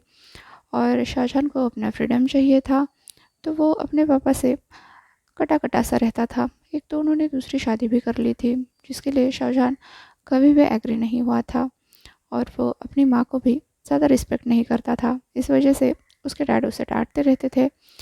उनका रिश्ता कुछ ऐसा ही था। शाहजहां ज़्यादा उनकी लाइफ में इंटरफेयर नहीं करता था, ना ही उसके पेरेंट्स शाहजहां की लाइफ में ज़्यादा इंटरफेयर करते थे। लेकिन अब जब वो शादी कर रहा है तो बड़ों के ब्लेसिंग्स तो चाहिए, इसलिए उसके पेरेंट्स को ईवो ने खुद बुलाया था। अब ईवो और शाहजहां की शादी तो हो गई। ईवो तो चाहता था कि वो एक अच्छा सा हनीमून ट्रिप एंजॉय करे, लेकिन शाहजहां ने ये कहकर साफ मना कर दिया कि अभी कंपनी का ऑडिट आने वाला है, जहाँ पर उसकी ज़रूरत रहेगी। हाईक्वान ने यहाँ तक ईवो से कह दिया था कि वो चाहे तो शाहजहां को ले जा सकता है, कंपनी को वो देख लेगा, लेकिन शाहजहां मानने को तैयार ही नहीं था। सब लोगों को शाहजहां के इरादों पर शक होता था, बस ईवो ही था जो पूरी तरह से झरगा के प्यार में पागल था। शादी के तुरंत बाद शाहजहां के पेरेंट्स वापस से अपने टाउन के लिए निकल गए। इधर ईवो और शाहजहां भी शाहजहां के छोटे से बंगलों में आ गए, जो एक तरह से सिटी से काफ़ी दूर था। शायद से इसीलिए शाहजहां ऑफिस में रहना प्रेफर करता था, क्योंकि यहाँ तक आने जाने के लिए ही कम से कम 1.5 घंटा लगता था। और शाहजहां जैसा पर्सन जो दिन के 16 से 18 घंटे काम करता है, वो ट्रैवलिंग में इतना समय बिताएगा, पॉसिबल ही नहीं था। ईवो शाहजहां का पॉइंट ऑफ व्यू भी समझ रहा था, पर जो भी हो, वो अब जहान के वर्क शेड्यूल को भी रेगुलेट करने वाला था। इधर दोनों घर में आ गए। घर की बहुत सारी चीज़ें अनयूज्ड थी। ईवो और में सब कुछ देख रहा था कि कैसे इस घर में अच्छा खासा फर्नीचर तो बना हुआ है, लेकिन सफाई ज़्यादा नहीं है। और उस सफाई पसंद फ्रीक को ये सब चीज़ें अटपटी सी लग रही थी। खैर, जो भी हो, आज उनकी वेडिंग हो चुकी थी और ईवो ऑफिशियली इस घर का हिस्सा बन चुका था। तो कल से वो इस घर का भी ख्याल रख लेगा अपने जानका के साथ। आज रात तो उनकी वेडिंग नाइट थी। उसे पहले ये सब कुछ एंजॉय करना था, अपने हस्बैंड को अच्छे से सर्व करना था। ईवो बस हैरान होकर इधर उधर देख ही रहा था। उसने किचन देखा और फिर शाहजहां से पूछा, आपको भूख लगी है? शाहजहां ने कुछ सोचते हुए कहा, हाँ। फिर उसने ईवो को उठाया और ईवो ने गिरने के डर से तुरंत अपने पैर शाहजहां के कमर पर कस लिए, जकड़ लिए। तो शाहजहां ने कहा, बस तुम्हारी। ये कहते हुए उसने ईवो को उठाकर बेडरूम में ले जाकर बेड पर पटक दिया। इधर ईवो कुछ समझ भी नहीं पाया, इससे पहले ही वो बेड पर था। आई मीन, होता है ना, कोई बंदा मतलब ठीक से प्रिपेयर होना चाहता है पूरे मन से। ईवो को पता था कि आज उनकी वेडिंग नाइट है, फिर भी उसे एक शौक सा लगा था। लेकिन ठीक है, अगर उसके इंसान का ऐसा चाहते हैं तो यही सही सोचते हुए ईवो ने किसी तरह से अपना मन बना लिया। इधर शाहजहां कहीं ना कहीं ये सब कुछ जो हो रहा था उसके साथ, उस वजह से डिस्टर्ब था और उसका सारा डिस्टर्बेंस वो ईवो पर निकाल रहा था। उसने ईवो से ये तक नहीं पूछा कि उसे क्या चाहिए क्या नहीं, उसे दो चार बातें करे प्यार से, ये कुछ भी नहीं हुआ। उसने बस एक बीस्ट की तरह ईवो को पूरा नोच डाला। ऐसा तो नहीं कह सकते कि नोच डाला, ईवो ईवो की मर्जी थी, बट शाहजहां बिल्कुल रफ था। ऐसे नहीं कि वो ईवो का फर्स्ट टाइम है इसलिए वो ईवो की केयर कर रहा था, कुछ नहीं। वो बस एक तरह से गुस्सा निकाल रहा था अपने हेल्पलेसनेस का, क्योंकि वो चाहे जितनी कोशिश कर ले, ईवो के लिए उसके दिल में फीलिंग्स नहीं आ रही थी। और वो चाहकर भी अब ईवो को ना तो अपना पा रहा था, ना ही उसे छोड़ पा रहा था। इसलिए वो अपना सारा फ्रस्ट्रेशन ईवो पर निकाल रहा था। वो रात काफ़ी लंबी रही, यहाँ तक कि जब ईवो से सहा नहीं जा रहा था, वो अपने दांत पीसते हुए बेड पर ज़ोर ज़ोर से पंच कर रहा था। किसी तरह से अपने जानकों को सहने की कोशिश कर रहा था, लेकिन जान को तो ये सब कुछ दिख ही नहीं रहा था। जैसे उस रात उसने ईवो को तब तक नहीं छोड़ा जब तक वो पूरी तरह से थक नहीं जाता। ईवो तो कई बार होश में आया फिर बेहोश हो गया, लेकिन जान को उस चीज़ की कोई फिक्र नहीं थी। जब वो खुद थक गया तब जाकर उसने ईवो से साइड होके उस पर ब्लैंकेट उड़ाया, फिर खुद भी ईवो के करीब ही लेट गया और आराम से सो गया। ये तक परवाह नहीं की कि वो ऐसे ही मेस में पड़ा है। वो साफ जगह पर उसको उठा के रख दे, ब्लैंकेट चेंज कर ले, बेडशीट चेंज कर ले, इस सब की शाहजहां को कुछ नहीं पड़ी थी। वो तो बस एक बीस्ट की तरह सेटिस्फाई हो चुका था और वो ईवो के बगल में जाकर लेट गया था। हाँ, करीब उसने ब्लैंकेट तो उड़ा दिया। फिर नेक्स्ट डे शाहजहां जल्दी उठा। उसने पाया कि वो अभी भी सो रहा है, बस बहुत ही अजीब सी पोजीशन में। अगर ऐसा रहेगा तो ज़रूर उसे कहीं ना कहीं क्रैम्प आ जाएगा। ये सोचकर शाहजहां ने ईवो को बस खींचकर सीधा किया और उसे ठीक से लिटाया। उसके ऊपर ब्लैंकेट फिर से एक बार उड़ाया, फिर तैयार होकर वो अपने ऑफिस के लिए निकला। इधर करीब दोपहर हो गई थी, तब जाकर ईवो की आंखें खुली। उसने अपने आसपास एक अनफ्रेंडली अनजान एनवायरनमेंट पाया, तो वो कुछ सोचते हुए उठने की कोशिश करने लगा, जो कि उसके लिए बहुत मुश्किल था। कल रात उसके जहन बहुत वाइल्ड हो चुके थे।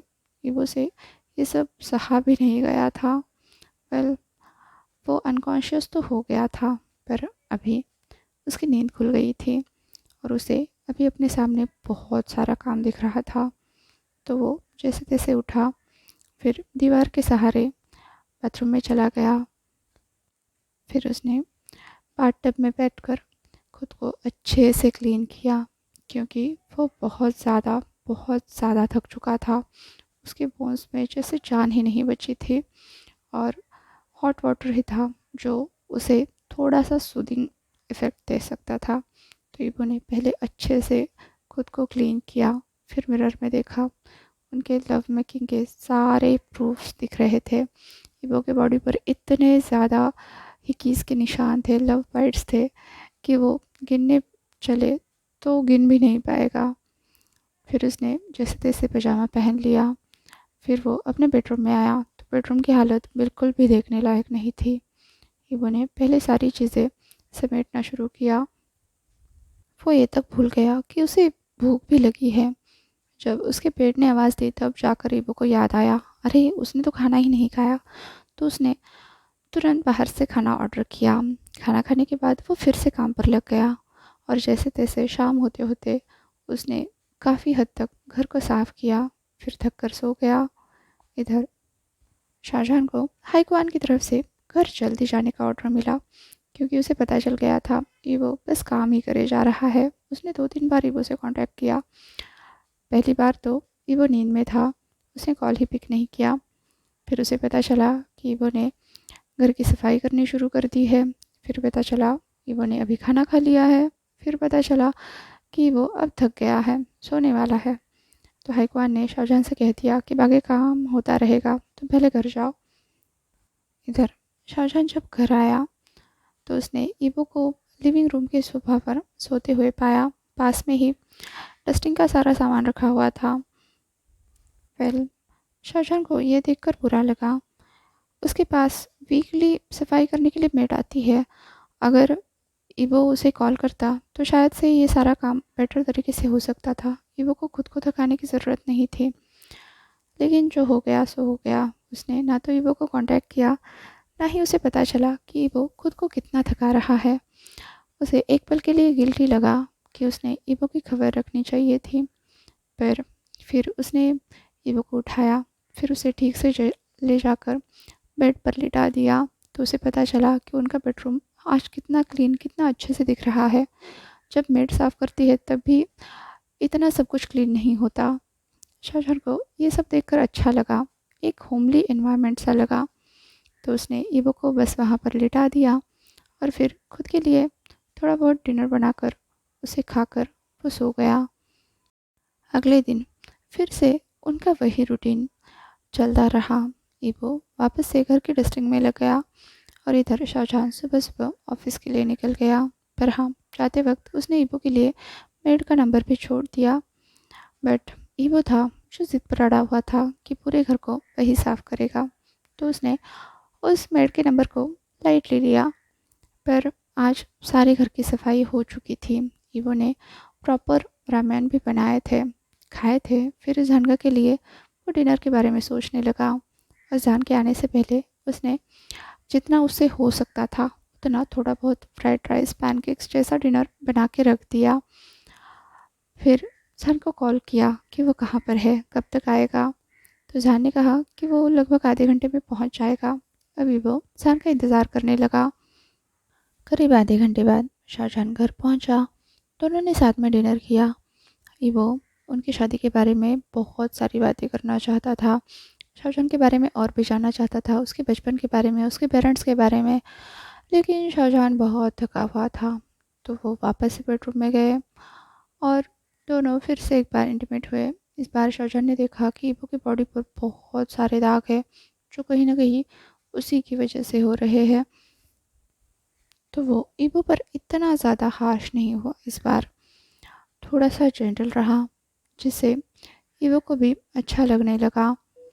फिर दोनों का रूटीन इसी तरह से चलता रहा। मतलब ईवो घर संभालता, कभी कभार ऑफिस भी जाता, जान को संभालता, उसके लिए ब्रेकफास्ट बनाता, डिनर बनाता और ऑफिस में भी थोड़े बहुत काम करता ही रहता। इवेंचुअली उसका गोल था कि उसे ऑफिस में जाना ही है। बस इतना ही नहीं, ईवो अपने म्यूज़िक वीडियो पर भी काम कर रहा था, उसके लिए डांस रिहर्सल्स करता।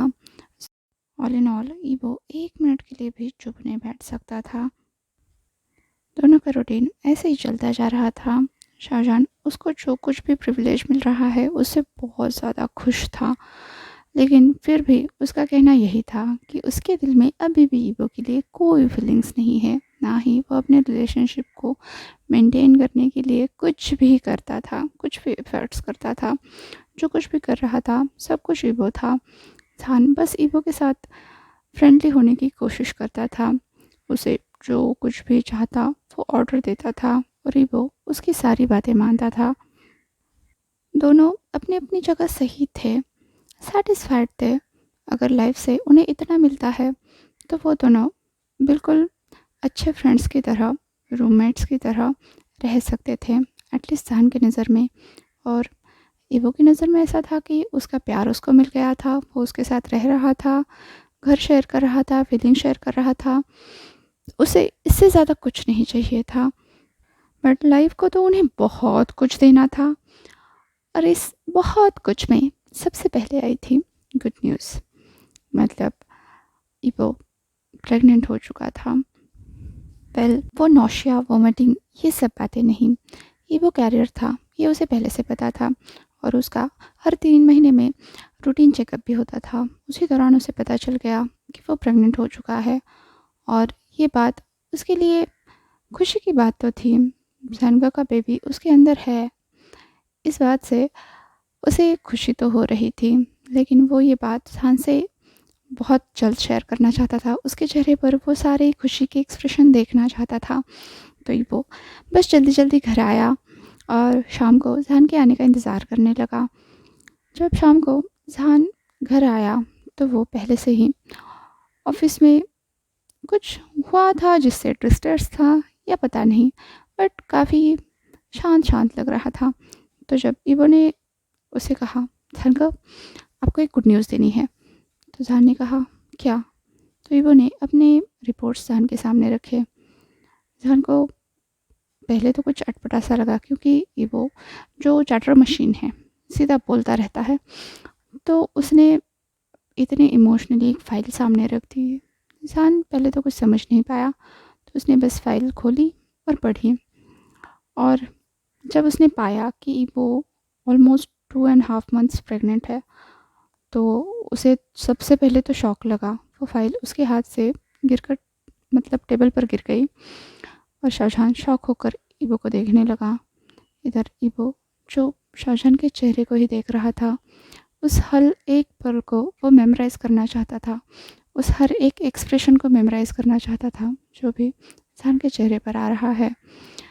उसे पता था जान को शॉक तो लगेगा, लेकिन इतना ज़्यादा लगेगा ऐसा नहीं सोचा था। जान सीधा चेयर पर गिर गया। जान को क्या बात है? ईवो ने तुरंत जान को पकड़ते हुए कहा, उसे पानी पिलाया। तो जान ने उस पानी को साइड, मतलब उस ग्लास को साइड करते हुए ईवो की आंखों में देखते हुए कहा, मैं रेडी नहीं हूँ। ईवो ने कहा, क्या? जान ने कहा, मैं रेडी नहीं हूँ बेबी के लिए।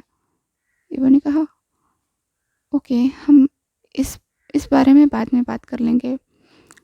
ये बात करते हुए ईवो की आंखों बस गिरने ही वाले थे। उसने जैसे तैसे अपने आंसुओं को रोक रखा था। वेल, रेडी तो वो खुद भी नहीं था, लेकिन जब उसे ये न्यूज़ मिली उसे अच्छा लगा था। हाँ, उसके लाइफ में बहुत कुछ उसके सपने थे, जिसके बाद अगर हो सके तो उसे बेबी चाहिए था, लेकिन इतनी जल्दी बेबी हो जाएगा, वो कंसीव कर लेगा, ऐसा उसने सोचा नहीं था। वेल, जान जब भी ईवो के साथ इंटीमेट होता था हमेशा प्रोटेक्शन यूज़ करता था, लेकिन फर्स्ट नाइट पर उसने अपने फ्रस्ट्रेशन निकालने के चक्कर में बाकी सारी चीज़ों को ताक पर रख दिया था। उसे याद ही नहीं था। चाहे तो वो ईवो पर शक भी कर सकता था, पर उसे पता था कि जितना वो ईवो को समझता है, ईवो उसके लिए पूरी तरह से पागल है, वो उसे चीट नहीं कर सकता। वेल, यहाँ पर कोई और होता, जैसे एन, तो शाहजहान खुशी से फूला नहीं समाया होता। पर पता नहीं क्यों ईवो के साथ ही उसे क्या प्रॉब्लम है। उसने ईवो को अभी तक सही से एक्सेप्ट नहीं किया है, इसलिए वो नहीं चाहता कि वो अभी प्रेग्नेंट हो। इधर ईवो का दिल जैसे टूट सा गया था। उसे ऐसा लगा था कि सन का कम से कम इस बात को लेकर तो खुश होंगे, लेकिन सन के चेहरे पर ऐसे इंडिफरेंट एक्सप्रेशन देखकर, उसका ये कूल मैनर देखकर, कोल्ड मैनर देखकर ईवो थोड़ा सा टूट सा गया। पर उसने उस वक्त तो जान को कुछ नहीं कहा। वो पूरी रात सोचता रहा कि उसे क्या करना चाहिए। जैसा कि जहाँ चाहता है उसे इस बेबी को अबॉर्ट करना चाहिए या फिर इसे रखना चाहिए। वेल, रखने का तो ईवो को अभी तक ऑप्शन नहीं दिख रहा था। अगर उसके जहन को अभी बेबी नहीं चाहिए तो ईवो के पास बस एक ही ऑप्शन था कि वो भी बेबी को नहीं रखेगा। तो दूसरे दिन वो अपने भाई से मिलने के लिए चला गया, क्योंकि अब तक तो उसने भी मन बना लिया था कि वो बेबी को नहीं रखेगा। तो जब वो अपने भाई हाईक्वान से बात करने के लिए गया उसके केबिन में, तो उसने सबसे पहले उसी तरह से वो रिपोर्ट हाईक्वान को दिखाई। तो हाईक्वान बहुत ही ज़्यादा खुश हुआ। इनफैक्ट उसने एन को कॉल लगाकर वहाँ बुला भी लिया और दोनों ईवो को कॉन्ग्रेचुलेट करने लगे। इधर ईवो बिल्कुल साइलेंट था। तो एन ने पूछा, ईवो क्या हुआ है, तुम परेशान लग रहे हो। तो ईवो ने कहा, बट मैं नहीं चाहता कि अभी मुझे बेबी को रखना चाहिए, मुझे समझ नहीं आ रहा है। तब एन और हाईक्वान दोनों भी शॉक हो गए। उन्होंने ईवो से पूछा, क्या बात है, तुम ऐसे क्यों बात कर रहे हो। तो ईवो ने कहा, वेल, हमें नहीं लगता हम अभी बेबी के लिए रेडी हैं। हाईक्वान ने कहा, हमें या फिर तुम्हारे हस्बैंड को। अभी वो शार्पली हाईक्वान की तरफ देखने लगा। सिचुएशन थोड़ी सी ऑकवर्ड हो गई थी। मतलब एन नहीं चाहती थी कि वो हाईक्वान और ईवो के बीच में थर्ड व्हील या फिर कोई ऐसी पर्सन बनकर रहे जो गॉसिप सुन रही हो या फिर ऐसा ही कुछ। तो उसने एक्सक्यूज़ कहकर वहाँ से निकल गई अपने डिपार्टमेंट में, जहाँ पर एक एड शूट चल रहा था शैम्पू का। और वहाँ के जो डायरेक्टर थे उन्हें उस एक्ट्रेस का जो वो कर रही थी, अपने फेस पर जो एक्सप्रेशन दे रही थी, जिस तरह से वो एक्ट कर रही थी, वो बिल्कुल भी पसंद नहीं आ रहा था। और ये पर्सन बहुत ही हैंकड़ी वाला था। अगर उसे कोई चीज़ पसंद नहीं आती तो वो बार बार टेक करता रहेगा। इस मैटर में तुरंत एन सामने आ गई और वो उस लड़की को समझाने लगी कि उसे किस तरह से एक्ट करना चाहिए। इधर हो ना हो उसी टाइम पे शाहजहां को एन के पास जाना था।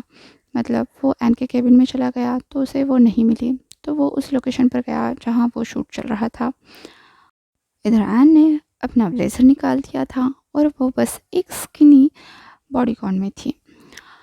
शाहजहां उसे दूर से देखने लगा। इधर एन उस एक्ट्रेस को समझा रही थी कि उसे कैसे कैसे एक्ट करना चाहिए और शाहजहां बस एन को देखे जा रहा था। इधर डायरेक्टर एन को मतलब वाहवाही दे रहा था कि उसने कितनी अच्छी एक्टिंग की।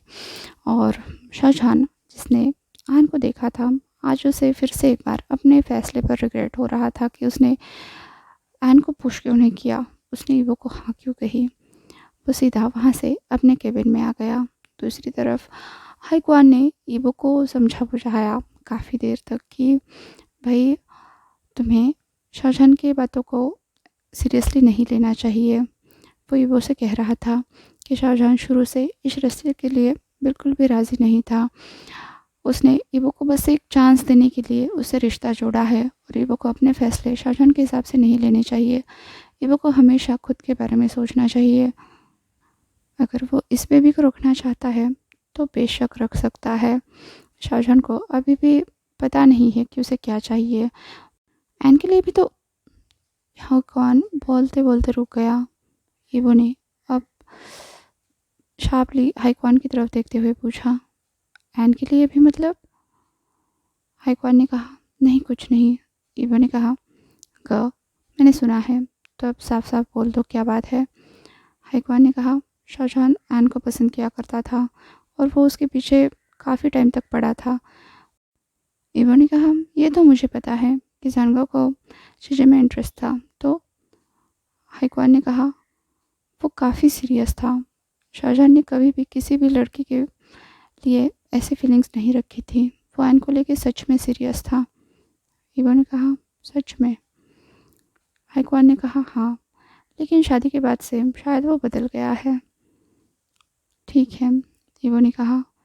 आज ईवो कुछ ज़्यादा ही इमोशनल फील कर रहा था। इधर वांग हाइक्वान उसे बार बार समझा रहा था कि ईवो को शाहजहां पर आंखें मूंद करके ट्रस्ट नहीं करना चाहिए। उसे खुद के बारे में सोचना चाहिए, अपने फ्यूचर के बारे में सोचना चाहिए। कहाँ वो फैमिली के चक्कर में पड़ा है, घर का सारा काम करता है, बिल्कुल हाउस हस्बैंड बन चुका है। लेकिन ईवो के सपने कितने बड़े बड़े थे। वो अपनी म्यूज़िक वीडियो बनाना चाहता था। वो वांग हाइक्वान का हाथ बटाना चाहता था।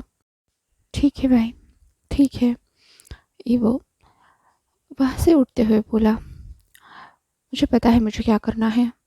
ये कहते हुए ईवो अब वांग हाइक्वान के केबिन से बाहर जाने लगा। उसने अब ठान लिया था कि वो शाहजहां से बात करेगा। अगर शाहजहां को ये बेबी नहीं चाहिए तो ईवो अकेले इसका ख्याल रख लेगा। और यही बात करने के लिए वो शाहजहां के केबिन में गया। जैसे ही उसने दरवाज़ा खोला, उसे शाहजहां तो कहीं दिखा ही नहीं। ईवो जान को आवाज़ लगाने वाला था, तभी उसे बाथरूम से कुछ आवाज़ें आई।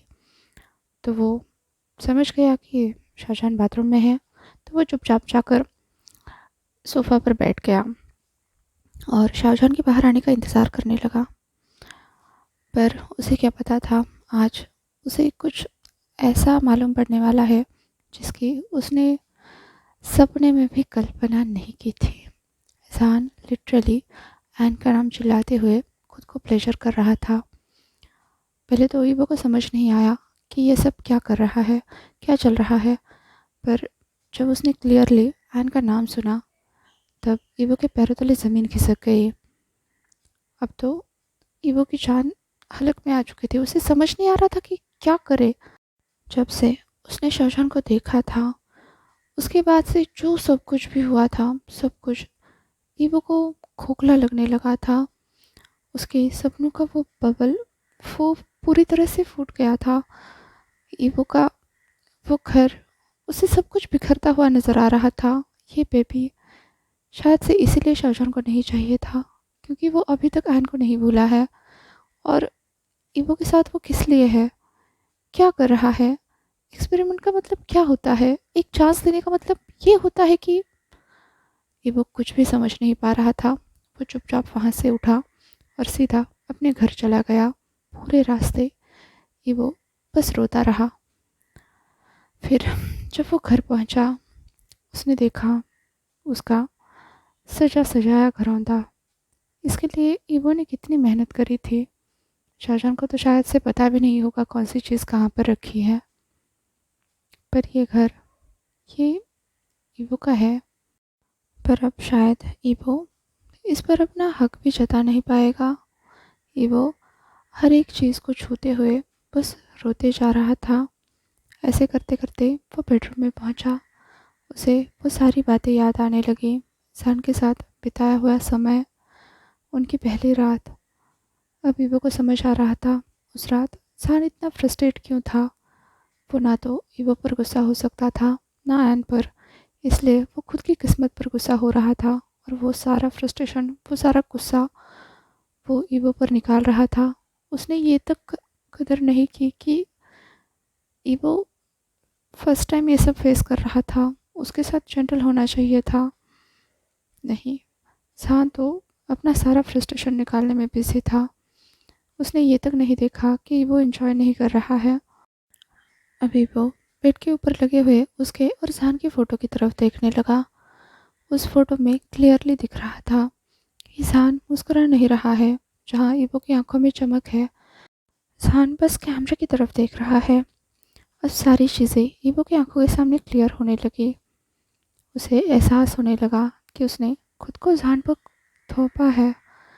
ये तो उसकी आइडियल फैमिली नहीं थी। ये वो फैमिली नहीं थी जिसका उसने सपना देखा था। आखिर उससे गलती क्या हुई। अगर जान को वो पसंद नहीं था तो जान मना करके निकल भी जा सकता था। ईवो ने तो कभी खुद को उस पर नहीं थोपा। फिर गलती कहाँ हुई? अभी वो अपने आंसू पोंछ के इस बारे में सोचने लगा कि गलती कहाँ हुई। अब उसका बेबी आने वाला है और जान शायद से इसकी रिस्पॉन्सिबिलिटी नहीं लेगा।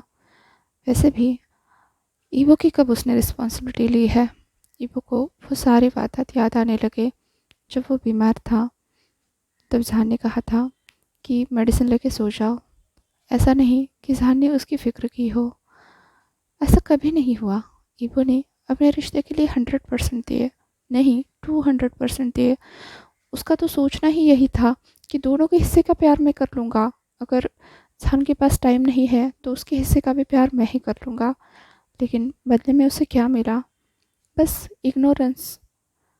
जान तो उसके साथ ऐसे रह रहा था जैसे कोई रूममेट रहता हो। ईवो ने आज तक 5 पैसे उससे नहीं मांगे और जान ने ना ही कभी इस चीज़ की फ़िक्र की।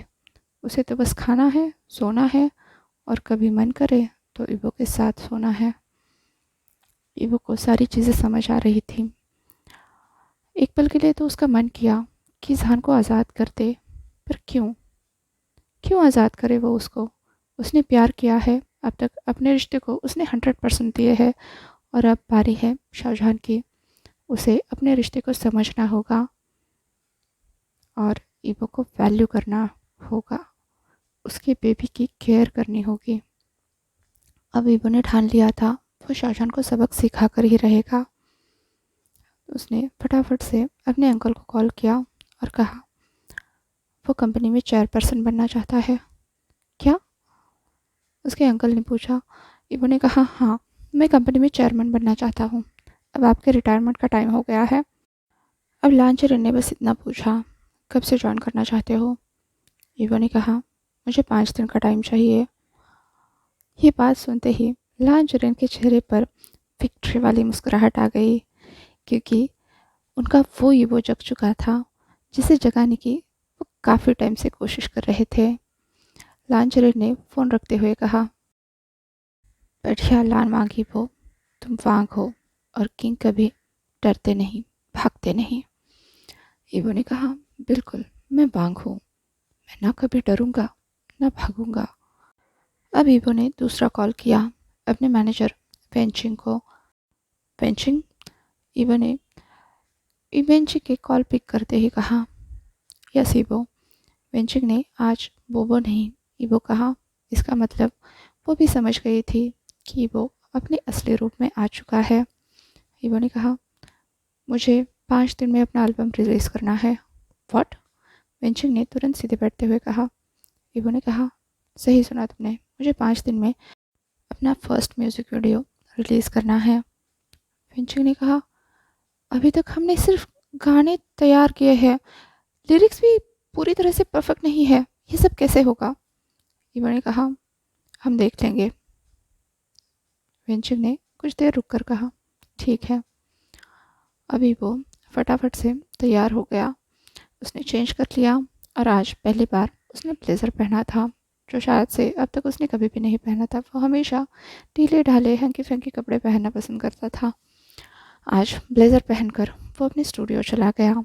वहाँ पर लगातार बैठकर उसने अपने लिरिसिस्ट, अपने डायरेक्टर, वेंचिंग और बाकी सारी टीम के साथ मीटिंग करी। उसने गाने के लिरिक्स फाइनल करे और तुरंत उसे अगले दिन आकर गाने के शेड्यूल भी कर दिया। वेंचिंग ने बस ईवो का जलवा देखा और कहा ये तो पूरा का पूरा फायर बन चुका है। ईवो उस रात देर से घर पहुंचा।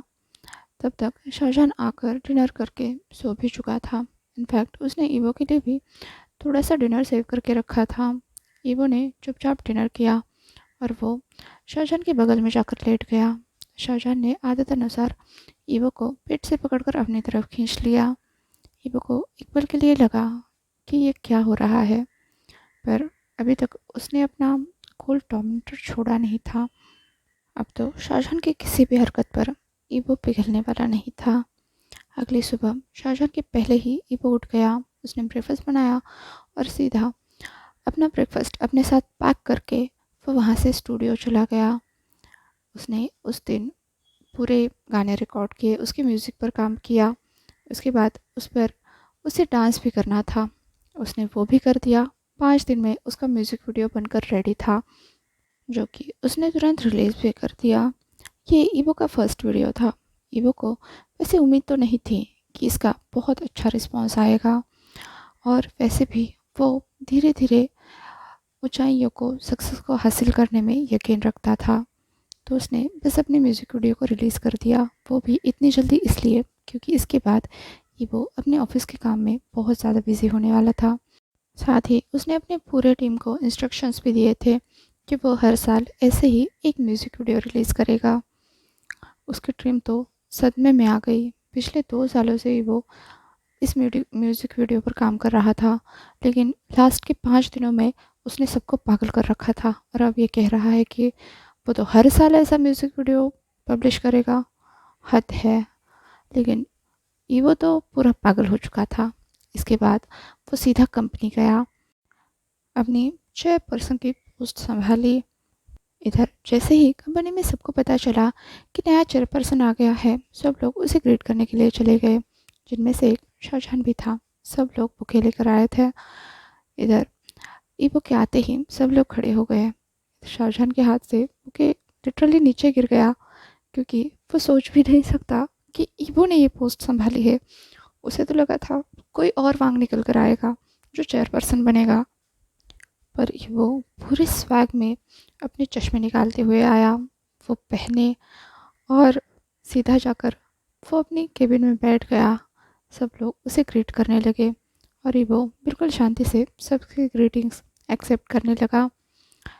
फिर उसने एक छोटी सी स्पीच दी, सब लोगों को काम करने के लिए मोटिवेट किया, और फिर सबको डिसमिस कर दिया, वहाँ से जाने के लिए कहा। सब लोग चुपचाप चले गए, यहाँ तक कि वांग हाईक्वान भी। इधर शाहजहान जैसे तैसे शौक से उभरा। वैसे तो वो ईवो से बात करना चाहता था, लेकिन कश्मकश में था। पिछले 5 दिन से उसकी ईवो से मुलाकात नहीं हुई थी। ईवो देर रात घर आता, जल्दी घर से निकलता। उसे ईवो से ये भी तो कहना था कि वो बेबी को नहीं रख सकते, लेकिन अब तो उसकी ज़ुबान जैसे लकवा मार गई थी, उससे बात भी नहीं हो पा रही थी। उसका पूरा कॉन्फिडेंस तार तार हो गया था। ईवो ने भी शाहजहान को ज़्यादा एंटरटेन नहीं किया। उसने बस उसे ये कहा, मिस्टर शाह, आप कुछ कहना चाहते हैं? हाँ। नहीं, शाहजहान ने कहा। ईवो ने कहा, तो आप जा सकते हैं। ओके सर, कहते हुए शाहजहान वहाँ से चला गया। वो सीधा जाकर अपनी केबिन का दरवाज़ा बंद करके सर पकड़कर बैठ गया। इधर उसकी दुम तुरंत वहाँ पर भागते हुए आई, जो और कोई नहीं हो सकता। उसने आते ही शाहजहान से कहा, शान का ये क्या हो रहा है? आपकी वाइफ आपकी बॉस बन गई है। शाहजहां ने उसकी तरफ गुस्से से देखते हुए कहा, वो कहो जो मुझे पता नहीं है। निहोएसांग ने कहा, इसका मतलब अब आपको उसे भी रिपोर्ट करना पड़ेगा। अब तक तो सिर्फ वांग हाईक्वान आपकी गलतियां निकालता था, अब से ईवो भी आपकी गलतियां निकालेगा, और कसम से तुमने जितना भी उसे टॉर्चर किया है ना, वो हर एक चीज़ का बदला लेगा। शाहजहान अब ऐसे देखने लगा जैसे इधर कुआं उधर गाय, वो करे तो क्या करे। अब तो उसके पास बस एक ही रास्ता था, वो इस कंपनी को ही छोड़कर चले जाए। इन पूरे वांग सिस्टम से वो हमेशा हमेशा के लिए छुटकारा पा ले। इस ईवो के बच्चे ने उसे शुरू से इतना इरिटेट करके रखा था, उसकी शक्ल देख के ही उसको नफरत हो जाती थी, और अब तो प्रेग्नेंट भी बन गया है वो। शाहजहान को बस ऐसा लग रहा था कि ये सारी की सारी गलती ईवो की है, किसने कहा था उसे प्रेग्नेंट होने के लिए। इधर वो दिन बीत गया। ईवो ने सारी चीज़ें समझने में ही वो दिन बिता दिया, और शाहजहान तो हमेशा की तरह अपने काम में बिजी था ही। इधर ईवो जब भी ऑफिस से निकला, उसने शाहजहान को मैसेज करके बता दिया कि वो घर जा रहा है और डिनर में क्या खाओगे। शाहजहान ने अपना फ़ोन देखा, और पहली बार वो उसे गौर से देखने लगा। आज तक उसने ईवो का नंबर सेव भी करके नहीं रखा था, वो लिटरली नंबर था, लेकिन ऐसे होमली मैसेज शाहजहान को और कौन करने वाला था। तो उसे समझ आ जाता था कि ये ईवो का ही नंबर है। आज पहली बार उसने उस नंबर पे नाम लिख दिया, डेविल वाइफी। व्हाटएवर, शाहजहां ने तुरंत टाइप कर दिया। फिर बाद में टाइप किया यू वांट और फिर मैसेज सेंड किया। पहले वाला पोर्शन इरिटेटेड लुक में था और बाकी का उस पर पानी मार रहा था। ठीक है, ईवो को मैसेज मिला वॉट एवर यू वांट, तो उसने भी घर जाके what ever you want shape के पैनकेक बना दिए और फिर खुद डिनर करके सो गया। कुछ 1-1.5 घंटे बाद शाहजहान घर आया और उसने जब देखा कि ऐसे शेप के पैनकेक बने हैं वॉट एवर यू वांट, तब वो पूरी तरह से कंफ्यूज हो गया। बट अभी भी वो ईवो से खुलकर बात नहीं करना चाहता था। इनफैक्ट पिछले हफ्ते से वो डिस्टर्ब ही था, जब से वो एन वाला इंसिडेंट हुआ था। कभी तो उसे ऐसा लग रहा था कि उसे ईवो से डिवोर्स लेना चाहिए, कभी तो ऐसा लग रहा था ईवो से ये कहना चाहिए कि इस बच्चे को अबॉर्ट कर दो। लेकिन वो दोनों भी बातें कहने की हिम्मत नहीं कर पा रहा था, क्योंकि ईवो उसे मौका ही नहीं दे रहा था। वो बस अपने मन ही मन सोचा जा रहा था कि वो आज ईवो से ये कहेगा, आज ईवो से वो कहेगा। उसे किसी तरह से बहला फुसला कर इन सब झंझट से आज़ाद होने की कोशिश करेगा। तो उसके पास मौका था अगली सुबह का। अगली सुबह शाहजहान ने देखा, जब उसकी नींद खुली तो ईवो ऑलरेडी नहा रहा था। शाहजहान ईवो के आने का इंतज़ार करने लगा वहीं पड़े पड़े। उसकी फिर से नींद लग गई, उसे पता भी नहीं चला। इधर ईवो तैयार होके ऑफिस चला भी गया और जहान बस देखते रह गया। उसने उठकर पाया कि ईवो तो ब्रेकफास्ट पहले ही बना चुका है। वो नहाकर सीधा ऑफिस चला गया है। जहान बस उसे घर में ढूंढता ही रह गया और फिर फ्रस्ट्रेशन में ज़ोर से चिल्लाया, ईवो क्या करूँ मैं तुम्हारा। इधर ऑफिस जाने के बाद जहान ईवो के पास सीधा जाना चाहता था, लेकिन उसे एंट्री ही नहीं मिली। इधर ईवो ने जंगशा नाम का एक नया सेक्रेटरी रखा था और वो तो ईवो से भी ज़्यादा पागल था, जो शाहजहान को देख के ही चिढ़ जाता था, पता नहीं क्यों। शाहजहान ने ईवो के पास जाने की कोशिश की तो जंगशा ने उससे पूछा क्या काम है। शाहजहान ने कहा वो मैं तुम्हें क्यों बताऊँ। जंगशा ने कहा भूलना मत, यहाँ पर मेरी पोस्ट तुमसे हायर है, मैं चेयरमैन का पर्सनल सेक्रेटरी हूँ, तो तुम्हें पहले मुझे रीज़न देना पड़ेगा कि तुम्हें चेयरमैन से क्यों मिलना है, वरना तो मैं तुम्हें अंदर नहीं जाने दूंगा। वैसे शाहजहान अभी उसका मुंह चुप करा देता, ये कहकर कि मैं उसका हस्बैंड हूँ, पर वो ऐसा कह भी तो नहीं सकता, कहे भी कैसे।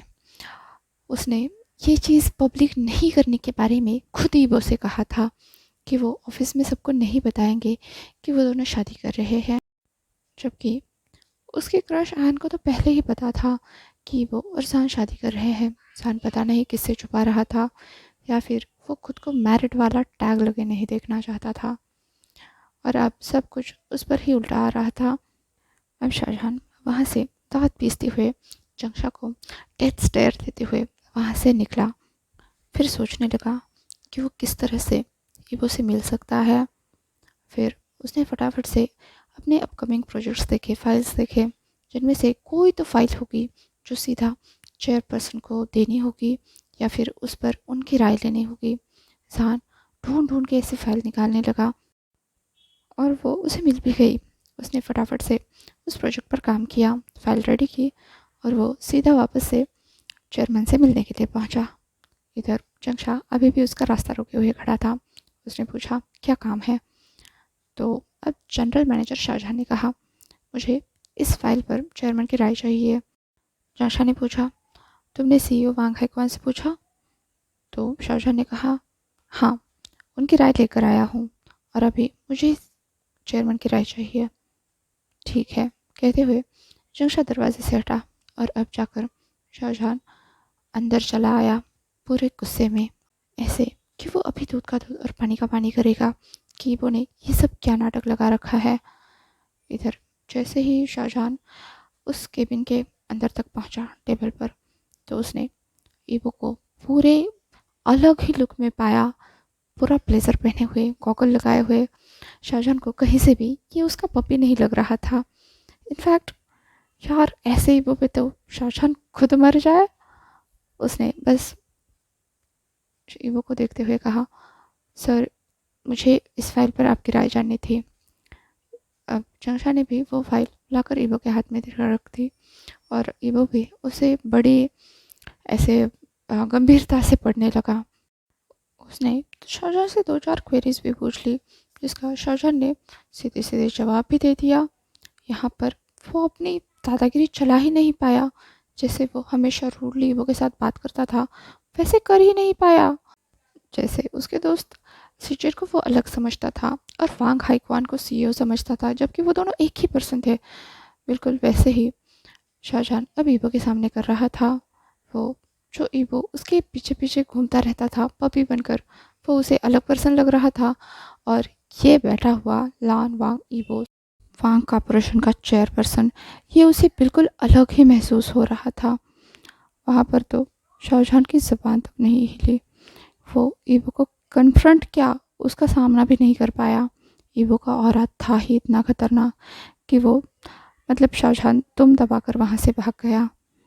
अब वो अपने केबिन में चक्कर लगाते हुए सोचने लगा, यहाँ नहीं तो मैं उसे घर में देख लूँगा, घर में देख लूँगा। पर उसे क्या पता था, आजकल घर में उसके लिए उससे भी ज़्यादा बड़ी मुसीबत पहले ही उनकी राह देख रही है। हमेशा की तरह अपना ओवरवर्क ख़त्म करके जब शाहजहां घर पहुंचा, तो घर में कोई और भी बंदा था जो उसका वेलकम कर रहा था। तुम कौन हो? शाहजहां ने पूछा। तो उस लड़के ने बताया, मेरा नाम हाउशवान है और मैं हाउस हेल्प हूँ। House help? बट तुम्हें किसने यहाँ पर अपॉइंट किया है? शाहजहां ने पूछा। तो हाउशवान ने कहा, मिस्टर वांग ने। अब शाहजहां पैर पटकते हुए बोला, ऐसा कैसे हो सकता है? मेरी परमिशन के बिना मेरे घर में कोई भी कैसे आ सकता है? शाहजहां ने तुरंत अपने पास से गन निकाली। ये देखकर तो शाहजहां तुरंत अपने हाथ ऊपर करने लगा। शाहजहां ने कहा, बैठो।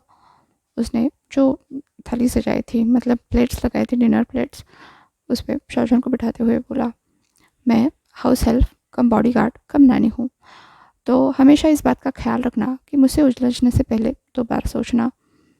शाहजहां ने अब कुछ नहीं कहा, चुपचाप से अपना डिनर किया और वो अपने बेडरूम में सोने के लिए गया, जहाँ पर अभी वो नहीं था।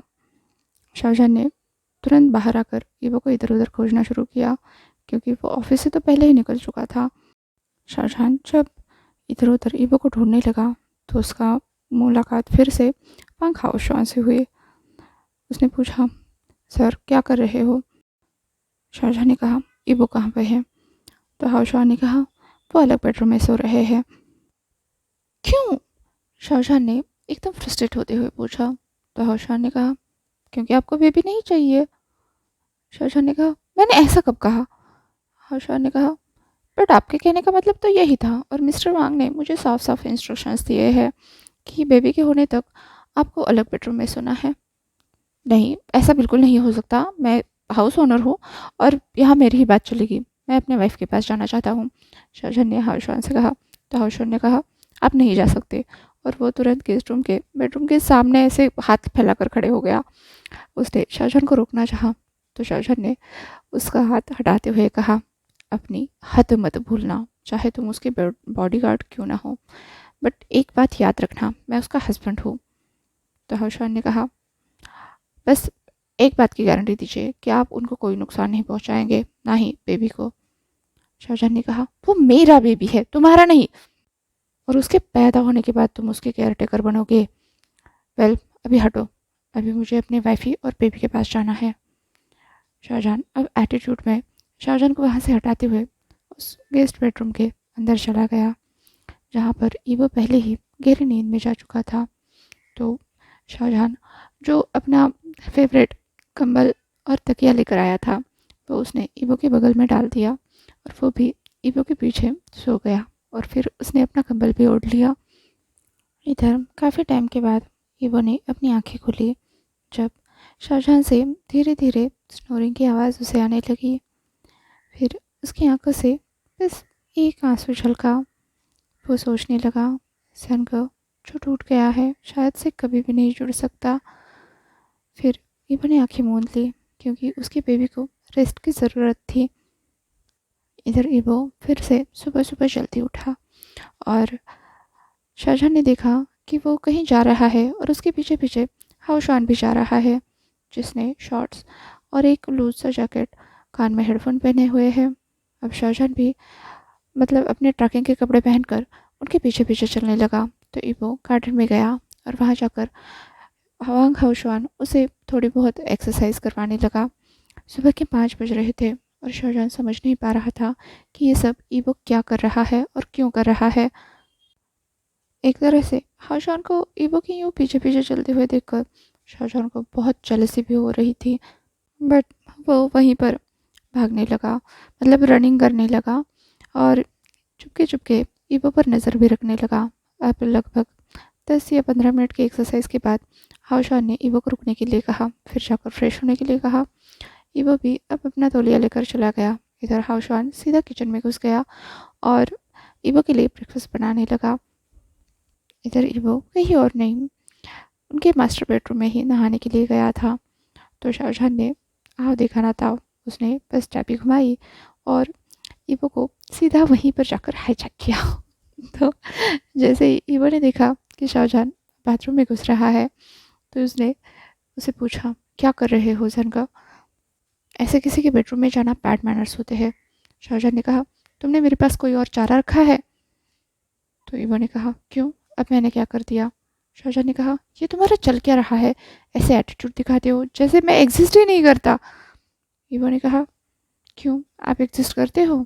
शाहजहां ने कहा, हाँ, नहीं तो क्या, मैं मैं हूँ ना, तुम्हारे सामने हूँ, कम से कम मुझे रिकग्नाइज तो करो। ईबो ने कहा, क्यों, कभी आपने मुझे एक्नॉलेज किया था। अब शाहजहां के पास कहने के लिए कुछ नहीं था। उसने कहा, ठीक है, सॉरी, मैं मैं उस टाइम उलझन में था, मैं अपने फीलिंग्स को समझ नहीं पा रहा था। ईबो ने कहा, क्यों, अब क्लियर हो गई है। शाहजहां ने अब ईबो को एक लुक दिया, पर ईबो ने पूरी तरह से शाहजहां को इग्नोर कर दिया और वो अपने नहाने में बिजी हो गया। इधर शाहजहां ईबो के करीब जाकर उसके बाथटब के किनारे पर बैठ गया। उसने कहा, तुमने मुझे उस दिन देखा था ना, मतलब सुना था ना। ईबो ने तुरंत शाहजहां की तरफ देखा और कहा, तो। शाहजहां ने कहा, देखो, मैं मानता हूँ मुझसे गलती हुई थी, बट मैं दोबारा कभी ऐसा नहीं करूँगा। इनफैक्ट इस सब दिनों में, पिछले 8-10 दिनों से जो भी तुम मेरे साथ कर रहे हो, मुझे एक बार भी अन का ख्याल नहीं आया। इन सब दिनों में मैंने बस तुम्हें मिस किया है ईबो। अब ईबो ने सन की आंखों में देखते हुए कहा, सन को, मेरा भरोसा टूट गया है, मेरा दिल टूट गया है, जो अब वापस कभी नहीं जुड़ सकता। बेटर है कि जो चल रहा है उसे ही चलने दे। मुझे नहीं लगता कि शीशे कभी भी आपके प्यार को एक्सेप्ट करेगी, तो बेटर है कि आप उसका पीछा छोड़ दो। और रहा सवाल मेरा, तो हम जैसे हैं वैसे ठीक है, रूममेट्स की तरह। ना मैं कभी आपके रास्ते में आऊँगा, ना ही कभी आप मेरा रास्ता क्रॉस करोगे। और हमारे, नहीं, मेरे बेबी के बारे में चिंता करने की कोई ज़रूरत नहीं है, उसका ख्याल रखने के लिए मैं काफ़ी हूँ। शाहजहां एक पल के लिए थम गया। उसने कहा, ईबो, तुम ऐसा कैसे सोच सकते हो, ये मेरा भी बेबी है। ईबो ने कहा, ये बात आपको तब सोचनी चाहिए थी जब आपने इसे मारने के लिए कहा था। अब तो शाहजहां का दिल जैसे टूट सा गया। उसने अपने बेबी को मारने के लिए कब कहा था, उसने तो बस ये कहा था कि वो रेडी नहीं है। अब उसको समझ आ रहा था कि वो उसे इतना अलग सा क्यों बिहेव कर रहा है, वो उससे इतनी दूरी बनाकर क्यों रखे हुए है। कहीं ना कहीं ईवो के मदर इंस्टिंक्ट्स जान को माफ़ करने को रेडी नहीं है। पर जान ने भी ठान लिया था। उसने ईवो का हाथ अपने हाथ में लेते हुए कहा, ईवो, तुम कहते हो ना कि तुम्हारा भरोसा टूट गया है, पर मैं यकीन रखता हूँ कि टूटी हुई चीज़ों को अगर जोड़ा जाए तो वो और भी मजबूत बन जाती है, और भी बेहतर बन जाती है, अगर जोड़ने वाला भरोसा रखे। और मुझे यकीन है कि मैं हमारे रिश्ते को दोबारा जोड़ कर दिखाऊँगा, पहले से बेहतर बना कर दिखाऊँगा। अब जान बिना कुछ कहे वहाँ से चला गया। ईवो बस जान को देखता ही रहा। इसके बाद जान ने सच में अपने रिलेशन के लिए साइलेंटली एफर्ट्स करना शुरू किए, जैसे कि ईवो का ख्याल रखना, उसकी फ़ाइल चेक करना, उसके डॉक्टर से फ़ोन पर बात करना, ईवो ने मेडिसिन खाई है या नहीं, इस चीज़ का ख्याल रखना, उसके डिनर का, उसके ब्रेकफास्ट का ख्याल रखना, उसके सारे एलर्जीज़ का ख्याल रखना, वैसे तो वांग हाओशान था इन सब चीज़ों के लिए, लेकिन जहान खासकर इन सब चीज़ों को ध्यान रखता था। बस दूर रहकर ही ईवो से पूछा करता था कि उसने खाना खाया, मेडिसिन ली।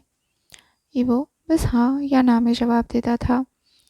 अगर वो ना कहे तो शाहजहान उसे फिर से याद दिलाने के लिए आता था कि खा लेना। अब जहान अगर जल्दी भी घर आ जाए तब भी वो ईवो के सोने का इंतज़ार करता था, और जब वो सो जाता था उसके बाद जहान उसके बाद सोने के लिए चला जाता था। उसने इस पूरे टाइम ईवो को कभी भी डिस्टर्ब नहीं किया। इन सब चक्करों में 3 महीने बीत गए थे। अभी वो 7 मंथ प्रेग्नेंट था। लांचरेन से बात की कि ईवो को अब लीव देनी चाहिए, उसे रेस्ट की ज़रूरत है। इस पर लांसिचर ने बड़े उखड़े हुए शब्दों में उसे कहा, अगर वो लीव पर जाएगा तो उसकी जिम्मेदारी कौन संभालेगा? शाहजहां ने कहा, क्यों, सिचन भी तो संभाल सकता है। इस पर लांचरेन ने कहा, उसकी तो बात ही मत करो, वो तो ईवो के असिस्टेंट के पीछे पड़ा हुआ है। अगर उन दोनों को अकेला छोड़ दिया जाए तो मेरी कंपनी का कल्याण ही हो जाए। ये बात सुनकर शाहजहां को एक झटका सा लगा। उसने नहीं सोचा था कि हाईकवान एक असिस्टेंट के पीछे पड़ेगा, बट जो है उसे तो देखकर शाहजहां को और भी मज़ा आ रहा था। इसका मतलब ईवो का असिस्टेंट और हाईकवान, ये दोनों आपस में प्यार करते हैं। अब इस असिस्टेंट को भी शाहजहां को देखना था, तो उसने बस लांचरेन से कहा, अगर आप चाहे तो ईवो के आने तक मैं उसकी जिम्मेदारी संभाल सकता हूँ। लांचरेन ने तुरंत चमकती आंखों से शाहजहां की तरफ देखते हुए कहा, आर यू श्योर, तुम कर सकते हो? शाहजहां ने कहा, हाँ अगर आप चाहे तो। इस पर लांचरेन तुरंत शाहजहां के गले लगते हुए बोले, अरे वाह, ये तो मैंने पहले सोचना चाहिए था, वरना तो मैं ईवो को ये सारी जिम्मेदारी देता ही नहीं, उसका तो फिर तो वो अपने पैशन पर फोकस कर पाता ना। शाहजहां ने ये बात भी अपने ध्यान में रखी कि ईवो का अपना पैशन है, उस पर उसको फोकस करना है। इधर इस ससुर दामाद के बीच में डील हो गई कि अब से शाहजहां ईवो की सारी जिम्मेदारियां संभालेगा। फिर शाहजहां ऑफिस के सारे काम वगैरह करके घर आ गया। उसकी जगह किसी और को जनरल मैनेजर थोड़े दिनों के लिए टेम्पररीली नियुक्त किया गया, और शाहजहां ने चेयरपर्सन की जिम्मेदारियां संभाली। इधर दूसरी तरफ घर में जो चल रहा था, हाशान और ईवो का गुलू गुलू, उसे भी तो शाहजहां को नज़र रखनी थी। ऐसा नहीं था कि उसे ईवो पर यकीन नहीं था, बात बस इतनी थी कि उसे ये हाउशान नाम का लड़का बिल्कुल पसंद नहीं था, बट वो ईवो का ख्याल रखता था, इसलिए शाहजहां उसे बर्दाश्त कर रहा था। अब जब वो घर पहुंचा तो उसने पाया फिर से एक बार हाशान और ईवो गार्डन में बैठे हुए हैं, और हाशान कोई तो मेडिटेटिंग टेक्निक ईवो को सिखा रहा है। तो जहान भी अपनी बैग रख के सीधा उनके पास चला गया और ईवो के साइड में बैठते हुए बोला, चलो मुझे भी सिखाओ। तो हाशान वो मेडिटेटिंग टेक्निक टेक्निक मतलब वो जो म्यूज़िक के ज़रिए की जाती है, वो शाहजहां और ईवो दोनों को सिखाने लगा। शाहजहां ने कहा, इससे बेटर गाना तो मेरे पास है। फिर उसने अपने प्लेलिस्ट से वो गाना बजाना शुरू किया। तो हाशान ने चौंक कर शाहजहां की तरफ देखा। शाहजहां ने कहा, क्या, ये मेरा फेवरेट गाना है और मुझे यकीन है मेरे बेबी को भी पसंद होगा। हाशान ने पूछा, ये गाना किसका है? तो शाहजहां ने कहा, ब्लैक पैंथर का, ये मेरा फेवरेट सिंगर है, पता है इसने एक ही एल्बम रिलीज़ किया है और वो मिलियंस में पहुंच गया है। अब हाशान ने ईवो की तरफ देखा, जो बिल्कुल आंखें मूंद करके चुपचाप मेडिटेशन की पोज में बैठा हुआ था। हाशान ने बस सिर हिलाया और वो भी आंखें बंद करके उस मेडिटेशन की पोज में बैठ गया। अब कुछ टाइम ऐसे ही बीत गया। आजकल शाहजहां पूरा टाइम ऑफिस में नहीं रहता था। उसने अपने शेड्यूल को रेगुलेट कर लिया था। उसका जितना टाइम ऑफिस जाने में आने में जाता, उसने उसको भी अपने किसी काम में लगा लिया था। वो काम घर लेकर आता, रास्ते में काम करता रहता, वापस जाते हुए करता रहता, उस पर सोचता रहता, और जितना ऑफिस रेगुलर टाइम होता है 9 बजे से 6 बजे तक, बस उतने ही टाइम में वो काम करता रहता। इनफैक्ट उसने अब संडे की छुट्टी लेना भी शुरू कर दिया था। वैसे उसका पूरा दिन बड़ा बोर जाता, लेकिन ईवो को कुछ ना कुछ करते हुए देखना उसे काफ़ी पसंद था। कभी वो कुछ ना कुछ म्यूज़िक सुनता रहता, कुछ लिखता रहता। शाहजहान बस दूर दूर से उसे देखता रहता, कुछ ना कुछ ऑफिस का काम करता रहता और ईबो को देखता रहता। इन सब में कैसे 2 महीने बीत गए पता ही नहीं चला। ईबो का 9वां महीना चल रहा था और अब उससे काफ़ी देर तक बैठा भी नहीं जाता था। 10-15 मिनट बैठने की बात है कि वो थक जाता था। शाहजहान बगल में बैठा ईवो को देखता रहता और जैसे ही उसे ईवो अनकंफर्टेबल महसूस होता, वो तुरंत हाउजॉन को आवाज़ लगाता। उसे कहता कि ईवो के लिए हीट पिलो रख दो, ईवो के लिए ये कर दो, ईवो के लिए वो कर दो। ईवो बस शाहजहान की सारी बातें सुनता रहता। इस पूरे टाइम में शाहजहान ने एक भी बार जागते हुए ईवो को टच नहीं किया था। हाँ, वो उसके बगैर सो नहीं सकता था, फिर भी उसके हिसाब से, मतलब शाहजहान के हिसाब से, वो तभी ईवो के पास जाता जब ईवो सो चुका होता, और तब भी वो उसे ज़्यादा डिस्टर्ब नहीं करता। और ईवो के बगल में जो सेफ्टी पिलो होता है यू शेप का, वो भी रहता, ताकि शाहजहान की तरफ से ईवो को कोई परेशानी ना हो, ना ही ईवो को सोने में कोई दिक्कत हो। तो एक तरह से ईवो भी अब शाहजहान के टच के लिए तरस रहा था। वो उससे इतना दूर था और शाहजहान भी काफ़ी बदला बदला लग रहा था, लेकिन ईवो के मन में जो कड़वाहट थी वो अभी भी पूरी तरह से गई नहीं थी। तो अभी भी वो गेस्ट रूम में ही रुका हुआ था। इधर एक रात ईवो को बिल्कुल भी नींद नहीं आ रही थी। वो बार बार करवट बदल रहा था और शाहजहान वहीं सोफा पर बैठा हुआ था। ईवो ने पूछा, जानका, आप यहाँ पर क्यों बैठे हो? जहान ने कहा, मेरा घर है, मेरी मर्जी, मैं जहाँ चाहे बैठूँ। वैसे तो वो ईवो के बगल में जाकर सोना चाहता था, लेकिन ईवो जगा हुआ था तो वो सो भी नहीं सकता था। आधी रात बीत चुकी थी, लेकिन ईवो सो ही नहीं रहा था।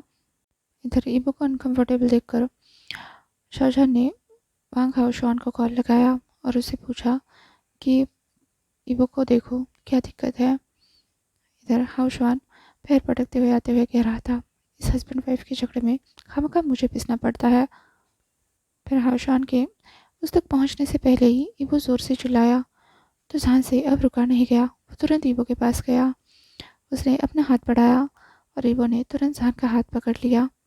इतने टाइम बाद ईवो ने जहान का हाथ पकड़ा, ये देखकर जहान को खुशी होनी चाहिए थी, बट उसकी चीख निकल गई, क्योंकि वो बहुत ज़ोर से जहान का हाथ प्रेस कर रहा था, क्योंकि वो लेबर में चला गया था। उसे जितनी तेज़ दर्द हो रहा था वो पूरा जहान को भी मिल रहा था। तो जहान ने बस ईवो को उस टाइम पर कूल डाउन किया और तुरंत उसे उठाया। शाहजहान ने गाड़ी निकाली और शाहजहान ईवो को गोद में लेकर बैठ गया। वो तुरंत हॉस्पिटल पहुंचे। ईवो लेबर में चला गया था, उनका बेबी आने वाला था, लेकिन इस पूरे प्रोसेस में शाहजहान ने एक पल के लिए भी ईवो का हाथ नहीं छोड़ा था। ईवो को जितना भी दर्द होता, उसके नाखून तक जहान के हाथों में कट गए थे, तब भी जहान ने उसका हाथ नहीं छोड़ा। इनफैक्ट वो छोड़ना ही नहीं चाहता था। पूरी डिलीवरी के प्रोसेस के दौरान शाहजहान ईवो के साथ ही रहा। जब ईवो वापस से स्पेशल वार्ड में शिफ्ट करने वाले थे, तब शाहजहान ने कहा, सर, अब आप इनका हाथ छोड़ सकते हो।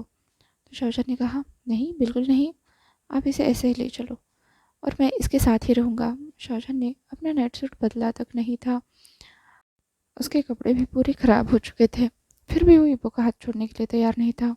तो शाहजहान ने उसे जैसे तैसे डरा धमका कर ईवो का हाथ छुड़वाया और शाहजहान से चेंज करके आने के लिए कहा, क्योंकि अभी ईवो को बिल्कुल सैनिटाइज रखना ज़रूरी है, साफ़ रखना ज़रूरी है।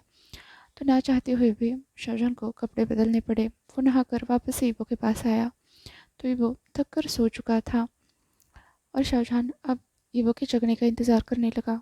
उसने अपने बेबी को आँख उठाकर देखा तक नहीं। काफ़ी समय तक ईवो होश में नहीं आया तो जहान अब परेशान होने लगा। वो ईवो का हाथ पकड़े हुए उसे बहुत सारी बातें करने लगा कि वो, मुझे माफ़ कर दो, मैंने तुम्हारे प्यार को नहीं पहचाना, लेकिन मैं तुमसे बहुत प्यार करता हूँ, सच्चा वाला। मैं तुम्हारे बिना नहीं रह सकता, मैं तुम्हारे बिना सो भी नहीं सकता। मुझे लाइफ में कुछ नहीं चाहिए, बस तुम ही चाहिए, हमारा बेबी भी नहीं चाहिए। शाहजहां के इतने कहने की देर थी कि ईवो ने उसके सर पर मारते हुए कहा, क्या कहा आपने? तो शाहजहां ईवो को देखकर तुरंत उसके गले लग गया और ज़ोर ज़ोर से रोने लगा। ईवो ने कहा, आपको क्या लगा मैं मर गया हूँ? शाहजहां ने कहा, नहीं, मैंने ऐसा कब कहा? तो ईवो ने कहा, मुझे तो ऐसा ही लग रहा था कि आप फाइनल गुड बाय बोल रहे थे। तो शाहजहां ने ईवो के हाथ पर किस करते हुए रोते हुए कहा, दोबारा कभी ऐसा मत बोलना, हम दोनों के बीच में कभी गुड बाय नहीं होगा। मैं हमेशा हमेशा के लिए बस तुम्हारे साथ रहना चाहता हूँ। और बेबी का क्या? ईवो ने आंखें रोल करते हुए पूछा। तो शाहजहां ने बस मुंह बनाया, जैसे वो डिसाइड नहीं कर पा रहा हो। अब ईवो ने सिर हिलाकर हाउशॉन की तरफ देखते हुए कहा, बेबी को इधर लाओ। तो हाउशॉन ने बेबी को उठाकर ईवो की गोद में रख दिया। ईवो ने कहा, देखो बेबी को हमारे। शाहजहां ने बस सिर हिलाकर मना कर दिया। ईवो ने कहा, जानका, आप अब भी डेयर करते हो कि आप मेरी बात नहीं मानोगे? अब शाहजहां ने पाउट करते हुए पहले ईवो की तरफ देखा और फिर अपने बेबी की तरफ, जिसे देखकर तो शाहजहां और भी फूट फूट कर रोने लगा। ईवो ने कहा, अब क्या हुआ? तो शाहजहां जैसे तैसे आंसू पोंछते हुए बोला, ये ये तो बिल्कुल तुम्हारी तरह है। ईवो ने कहा, हमारा बेबी है तो हमारी तरह ही होगा ना। शाहजहां फिर से रोने लगा और वो बेबी को टच करने से भी डरने लगा। तो ईवो ने बस जहान का हाथ लिया और बेबी के पेट पर रखा। शाहजहां उस हाथ को देखकर भी वापस से ज़ोर ज़ोर से रोने लगा। तो ईवो ने हाउशॉन से कहा, बेबी को ले जाओ, उसके डैड को पहले रोने दो। तो शाहजहां तुरंत ईवो का हाथ छोड़कर बेबी की तरफ भागते हुए बोला, नहीं नहीं नहीं, इसे रहने दो। तो हाउशॉन बोला, अभी तो बोल रहे थे कि मास्टर का हाथ कभी नहीं छोड़ोगे, और अभी बेबी के पास आ गए। 100 करोड़ क्रिकेट मरे होंगे, तब जाके एक शाहजहां पैदा हुआ होगा।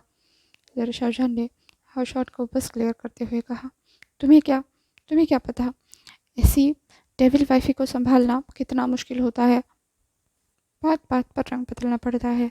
इधर ईवो जान के नाम से चिल्लाने लगा। तभी उधर से डॉक्टर शाओशिन सिंह ने हंसते हुए आकर कहा, हाँ, इसे कैसे पता होगा? डेविल वाइफ को संभालना तो उसे पता होगा जो उसे झेल रहा है। हाउशॉन ने घूर कर शाओशिन सिंह की तरफ देखा।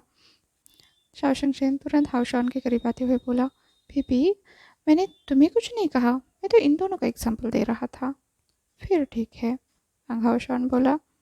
अब तक ईवो की पूरी फैमिली वहाँ पहुँच चुकी थी और सब लोग बेबी को देखना चाहते थे, पर शाहजहां है जो बेबी को अपनी गोद से किसी और को देने का नाम ही नहीं ले रहा था। वो तो सबसे कह रहा था, बस दूर से देखो, मेरी प्रिंसेस है, इसे कोई नहीं छुएगा, पहले जाके अपने हाथ सैनिटाइज कर लो।